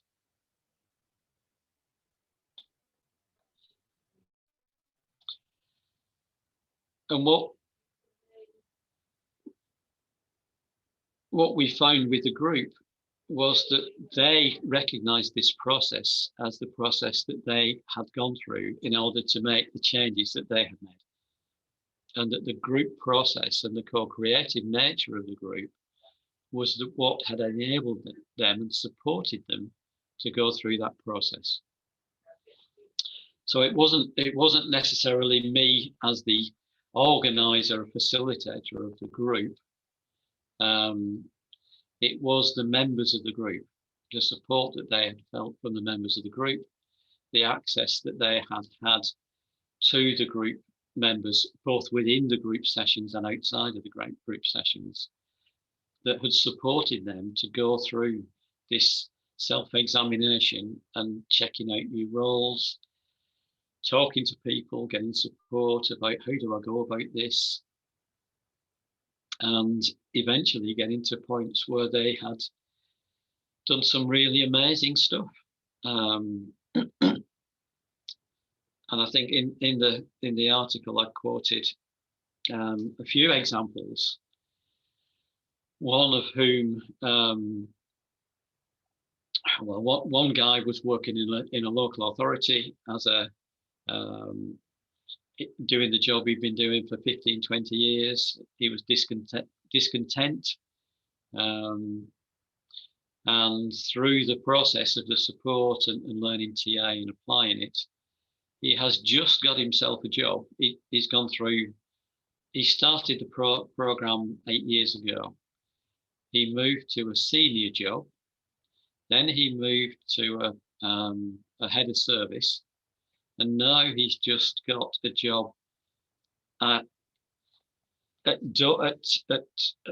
the passport, not passport control, but the border patrol, border control, as a team leader at the border control in Dover. So he's done some amazing changes, and reformed his identity. We've got another lady who came to the original sessions and found it really, she was depressed, she was out of work. She found it really difficult to come to the sessions. So she would turn up at lunchtime maybe. When she turned up, she would sit in a corner. And she's now got her own coaching business. And she's teaching TA and just signed a contract to do a CTA. So the process works. It's not an easy process. And what I put in the article is what the group had helped me to understand, and putting models to it so that we could share it. And it's all based on that the co-creative principles. Paul, I get a sense from that example, I don't know whether I'm just assuming this, but it feels like it's quite a cognitive process more than anything else. I think it's a real mixture. Certainly my experience of them was that it was the feelings that were at times overwhelming.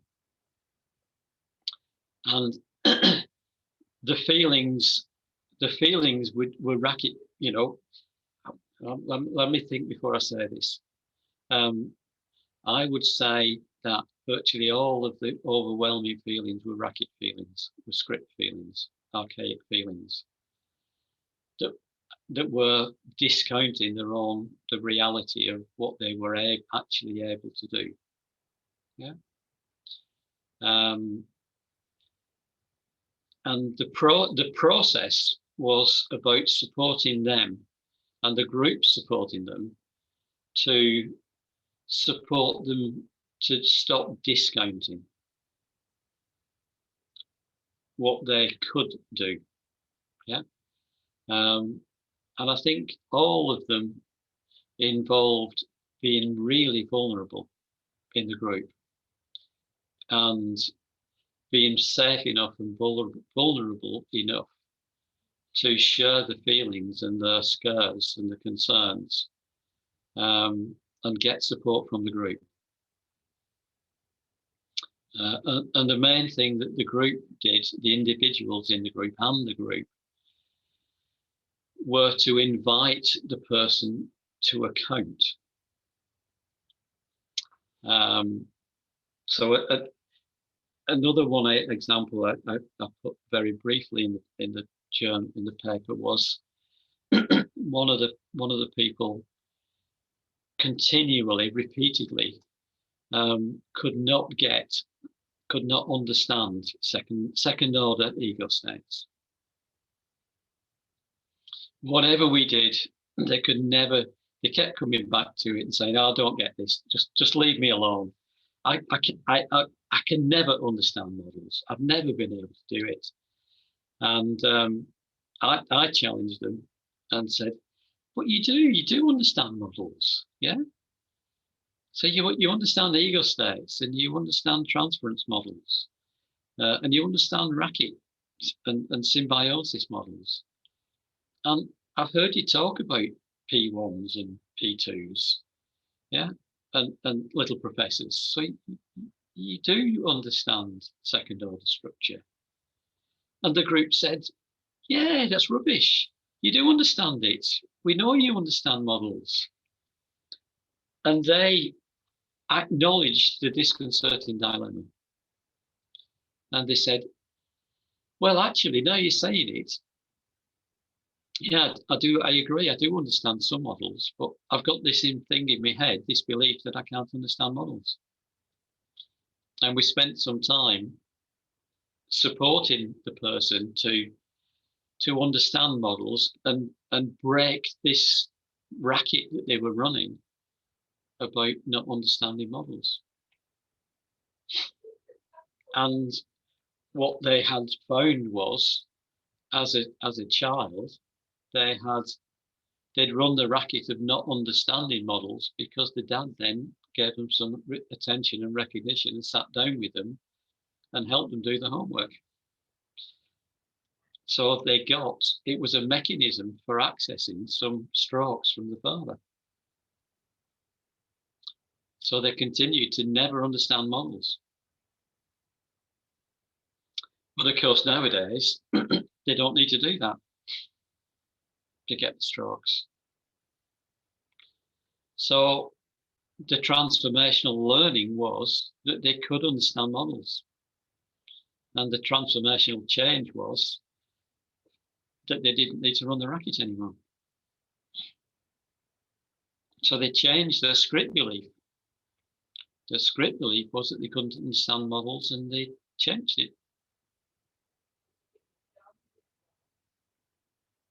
So it's a really good, the Mezirow process is a really good process to go through. And if you do need to go through each stage bit by bit, you can't miss a stage out, because if you miss a stage out, you just get a social change. You don't get a change at the psychological level.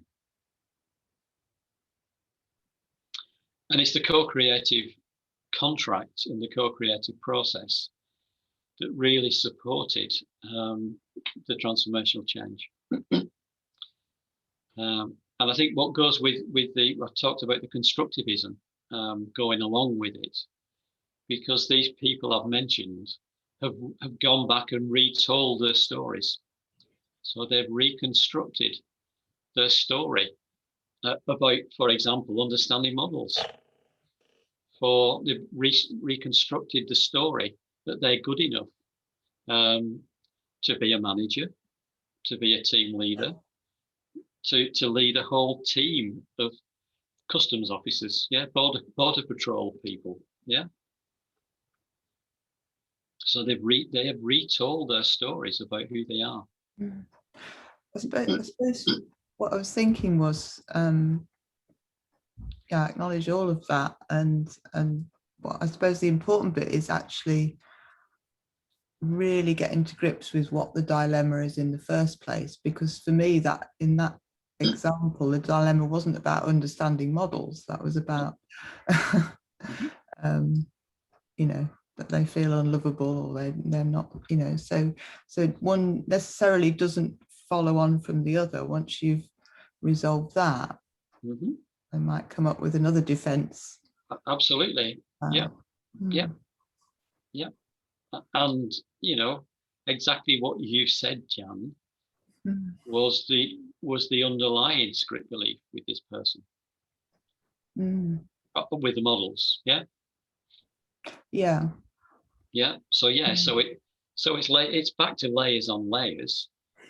And I think what it does, as Mezirow's process talks about, if you learn to go through the process, it becomes a transferable skill. So you can do it. So if you could do it for learning, not understanding models, which is although it was tricky and challenging at the time, it wasn't a really deep-seated script belief. Yeah.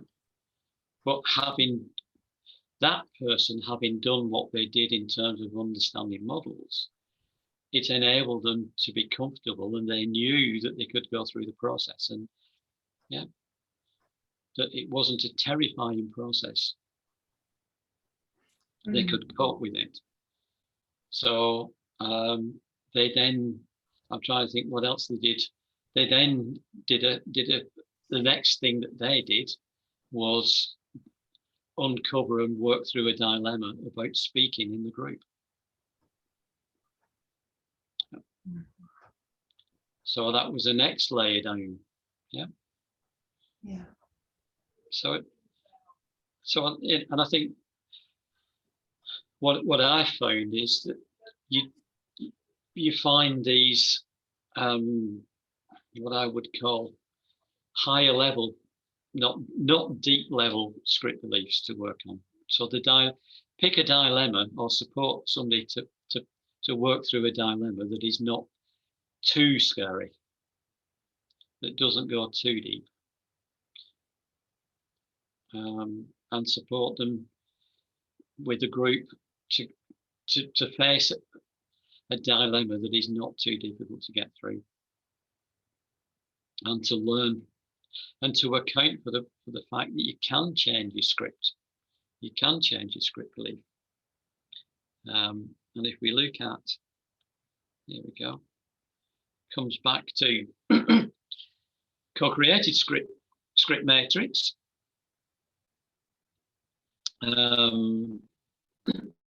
Is different to Steiner's and Julie Hayes, because we're all in it together. This is straight out of co-created TA by Tudor and Summers.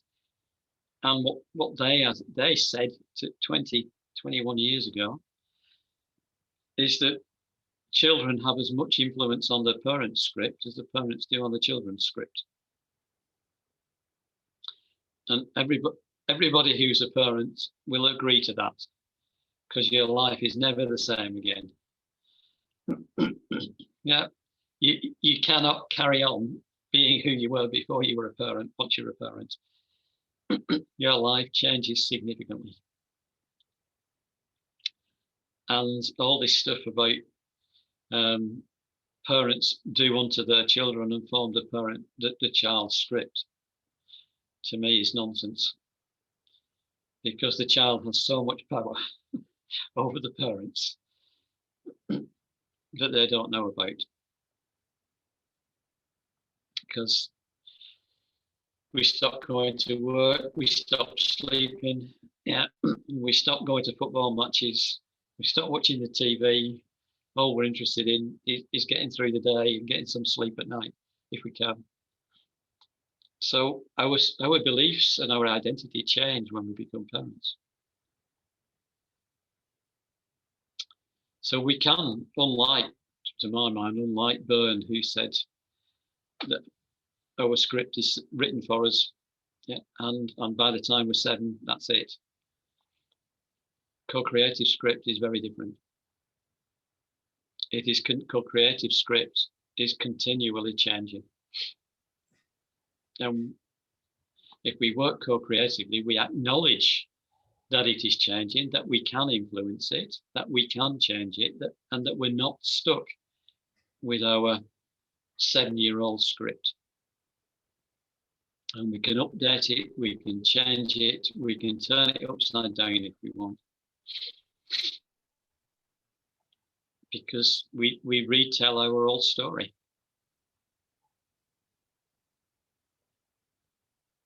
And we have if we change our old story, our future story changes, because other options open up.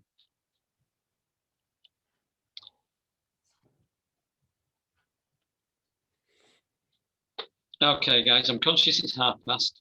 I think I've more or less covered the main aspects of the TAJ article and the process. How are you doing? Can I ask a quick question regarding the nature of the impact of a group? And I'm just interested in whether there's any research done with how valuable co-creativity is with an individual, like 2 people, as opposed to the group, because it sounds like the group have a very potent impact in terms of support. Yeah, I mean, there isn't very much writing on co-creative TA.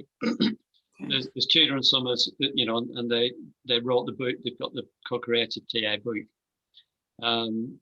But to my knowledge, there's only what's in the co-creative TA book and that article of mine that writes about co-creative TA. And most of it is theoretical rather than application. Obviously, with Tudor and Summers in their main article, they do make it more practical, but it is in terms of client and therapist. And my bit is about applying it in an educational context. But there isn't much else written to access.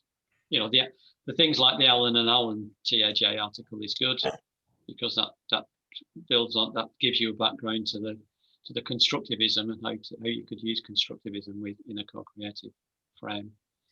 And there are educational bits like the educational learning imargos and things like that can come into it to support. And there's Sills and Mazzetti.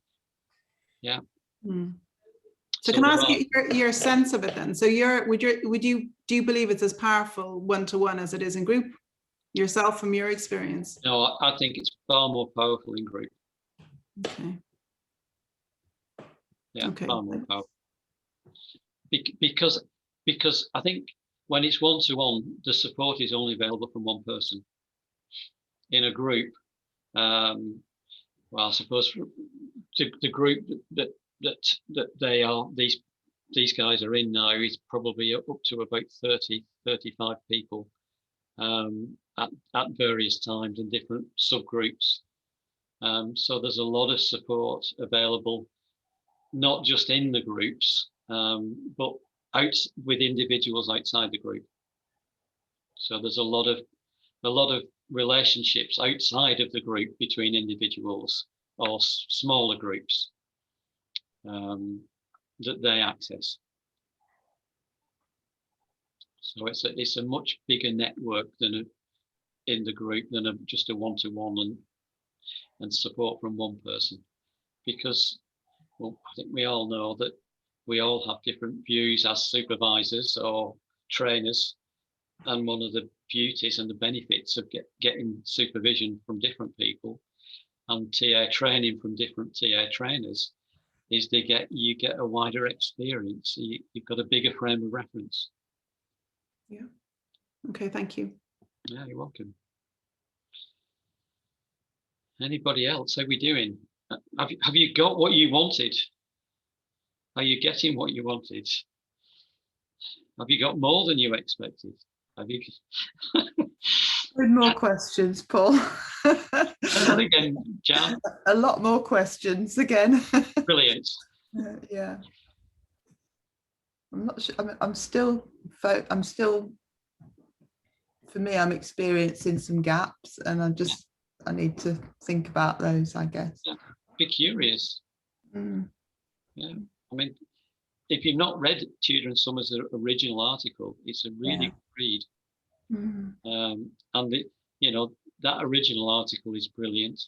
And Keith Tudor's wrote a chapter in a book called Ego States.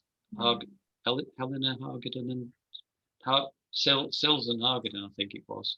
So I think that's chapter 9, called the Neo Psyche in that. And it's reproduced in the co-creative TA book that Tudor and Summers wrote. So to me, those two articles are really, really phenomenal articles.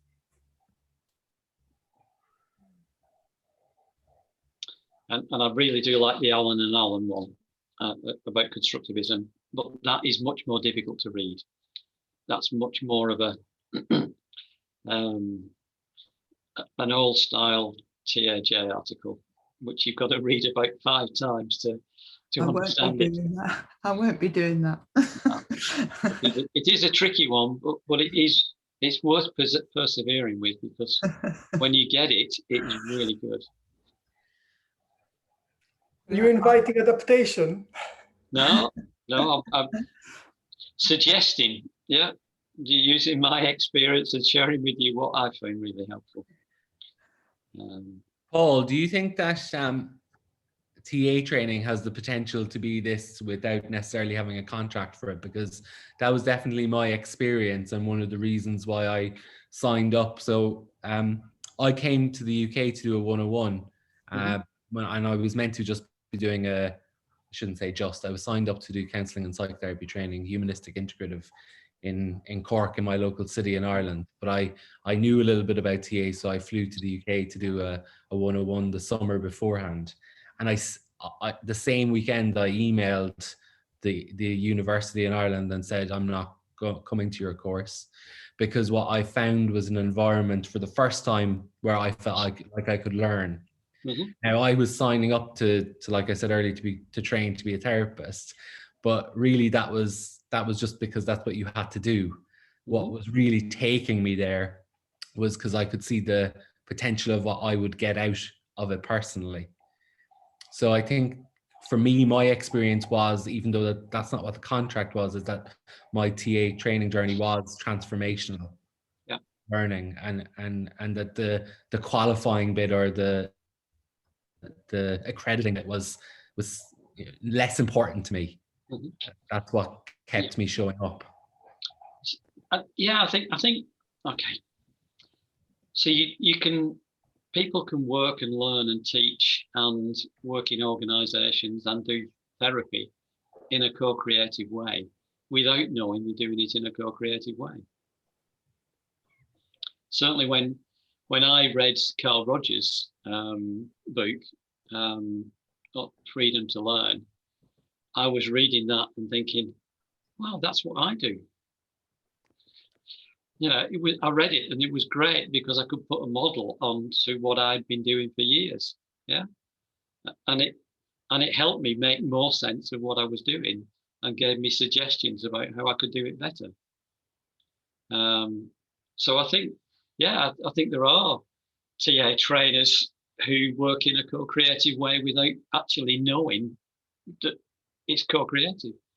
Yeah, and if it's present-centered and they are doing it in relationship, it's halfway there. Yeah.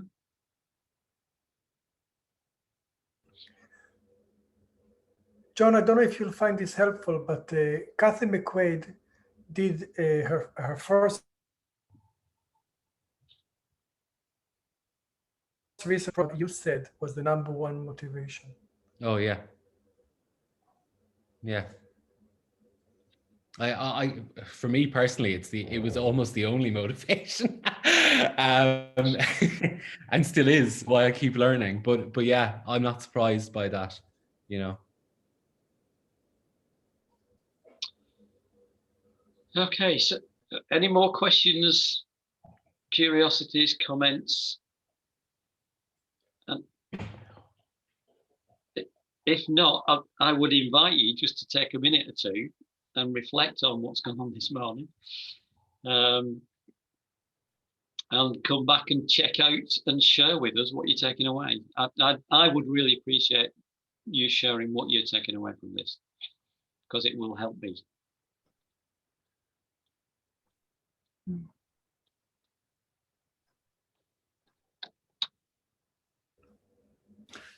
I'm still really interested in thinking about the power dynamic in that relationship, and that's something I'll be reflecting on, I guess. Is that in the therapist relationship or a teaching relationship? Yeah. In the teaching relationship, I think still, yeah. And that, I mean, that, well, actually, no, that does apply to therapy and supervision as well. Yeah, I think it's across the board. I'm really interested in that. And so I think it is really interesting, you know, in obviously not being a therapist, in teaching and supporting learning, and in supervision, it is really difficult to move into a co-creative way of doing it, because it's scary. Because you don't produce a teaching plan, which is what you're supposed to do as a teacher. Yeah, you're supposed to know what you're going to teach. Yeah, have a lesson plan, and you don't have one. If you do supervision, if you look at supervision models, the supervisor's in control. So you use the 7-eyed model, or you use whatever model it is for supervision, and you go through a process. You don't do that in a co-creative supervision. So it's actually, I find it really scary to go against that adaptation. You know, I've never been a teacher, but I've done a lot of teaching with adults, and it was really difficult for me to stop doing a teaching plan. Well, I guess it's hard to hold in this environment, isn't it? I mean, I think it's getting easier in our TA community, but there's certainly still a lot of challenges about that. And you know, this is one of the reasons I don't want to teach. I've decided now. And it was amazing how many people said to me when I actually said I don't want to teach, oh, of course you do, you should do, you know. And I thought, well, no, that's a choice. So I wondered how that might pan out. And I actually got, I mean, I actually did used to teach in a college, and I don't know whether I left or whether I got sacked beforehand, because I wouldn't know.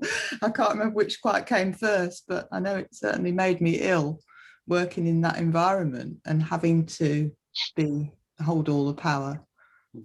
And, you know, there were a lot of comments about, well, we're not learning anything. And it was horrendous. So there was no co-creativity in that environment, and I didn't want to be there. What I'm taking away from this, Paul, is if this feels like an attitude.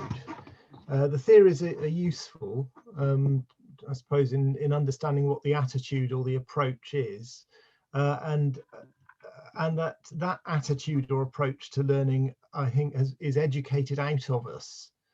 That it's quite natural. There's this belief, long-held belief, that if you leave children to it, that it'll end up like Lord of the Flies. You know, that they'll all end up killing and eating each other, and they won't get anything done. There's a really good book that comes to mind called Kith. It sounds like Kiss with a lisp. Kith by Jay Griffiths, and she talks about just children's development over history, you know, over time and in different cultures, and that actually we were all really good at getting along and being co-creative in the way that we work together. And it's quite recent in our history that that's been educated out of us. And actually, so unless we contract for this hierarchical way of learning with the teacher and the student, I think naturally the adaptations fall away, then we would learn co-creatively. The second point that comes to mind is that what you mentioned, which is really heartening, is the power that our children have, or that all children have. And I had an experience, it's in my script, and it's part of my family's culture, that tiredness and fatigue is to be celebrated. Yeah, and it's a badge of honor to be fatigued, and I can still feel that in me. And I was going upstairs to read to my daughter before she went to bed. She's 5, and I was just had my head on the landing like this, telling my daughter how tired I was. So she stepped down a few steps and she said, "Oh, it's okay, I'll help, Daddy." And then she stuck her finger up my bottom, right in the crack, and that made me laugh. And I said, "What did you do that for?" And she said, "Oh, I was putting a battery up there." So I thanked her for it. But since that event, it's changed. I can feel her presence in my fatigue, and like her fingers still up my bottom with a battery. Yeah, when I start focusing on the fatigue, and so it strengthens my respect for her, and also my belief in emphasis, I think, yeah, that children carry, and I'm probably much more aware of in how they function.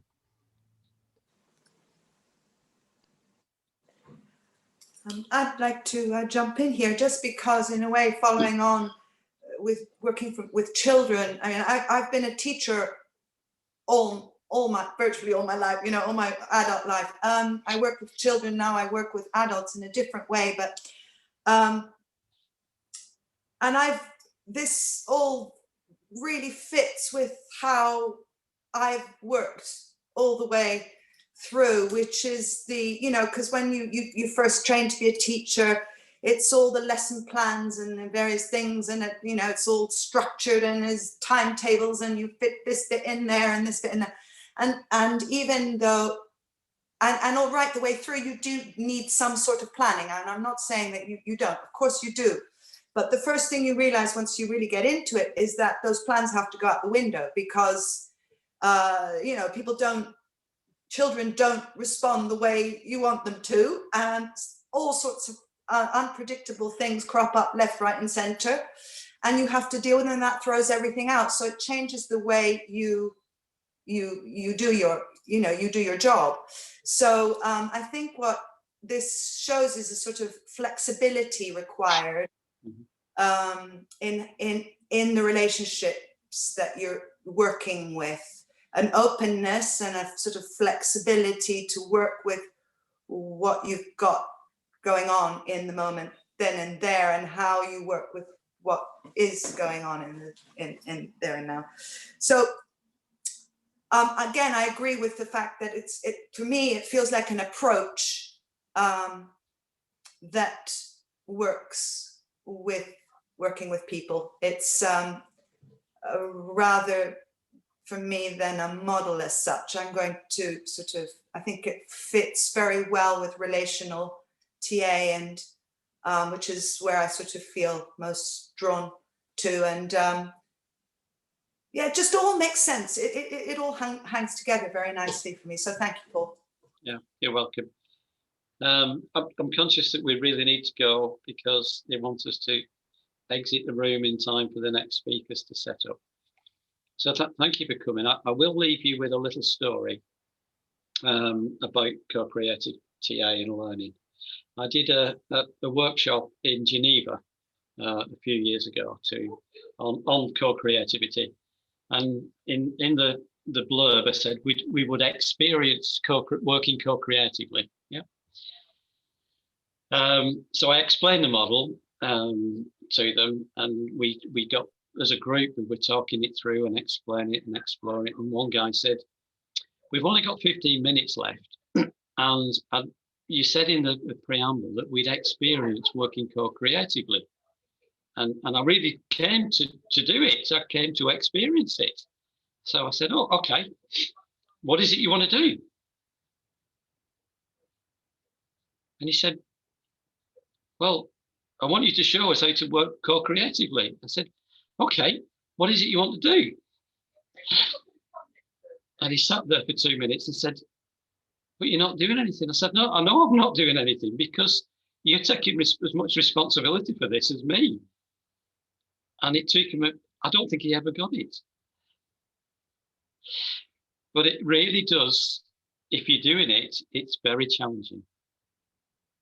Yeah. So thank you for, I hope you've enjoyed it as much as I've enjoyed doing it. Yeah. Thank you, Paul. Paul. You're really welcome. Yeah. Thank you. Thank you. Thank you. Thank you. See you all again somewhere sometime. Thanks. Bye. Thank you very much. Bye-bye. Bye, guys.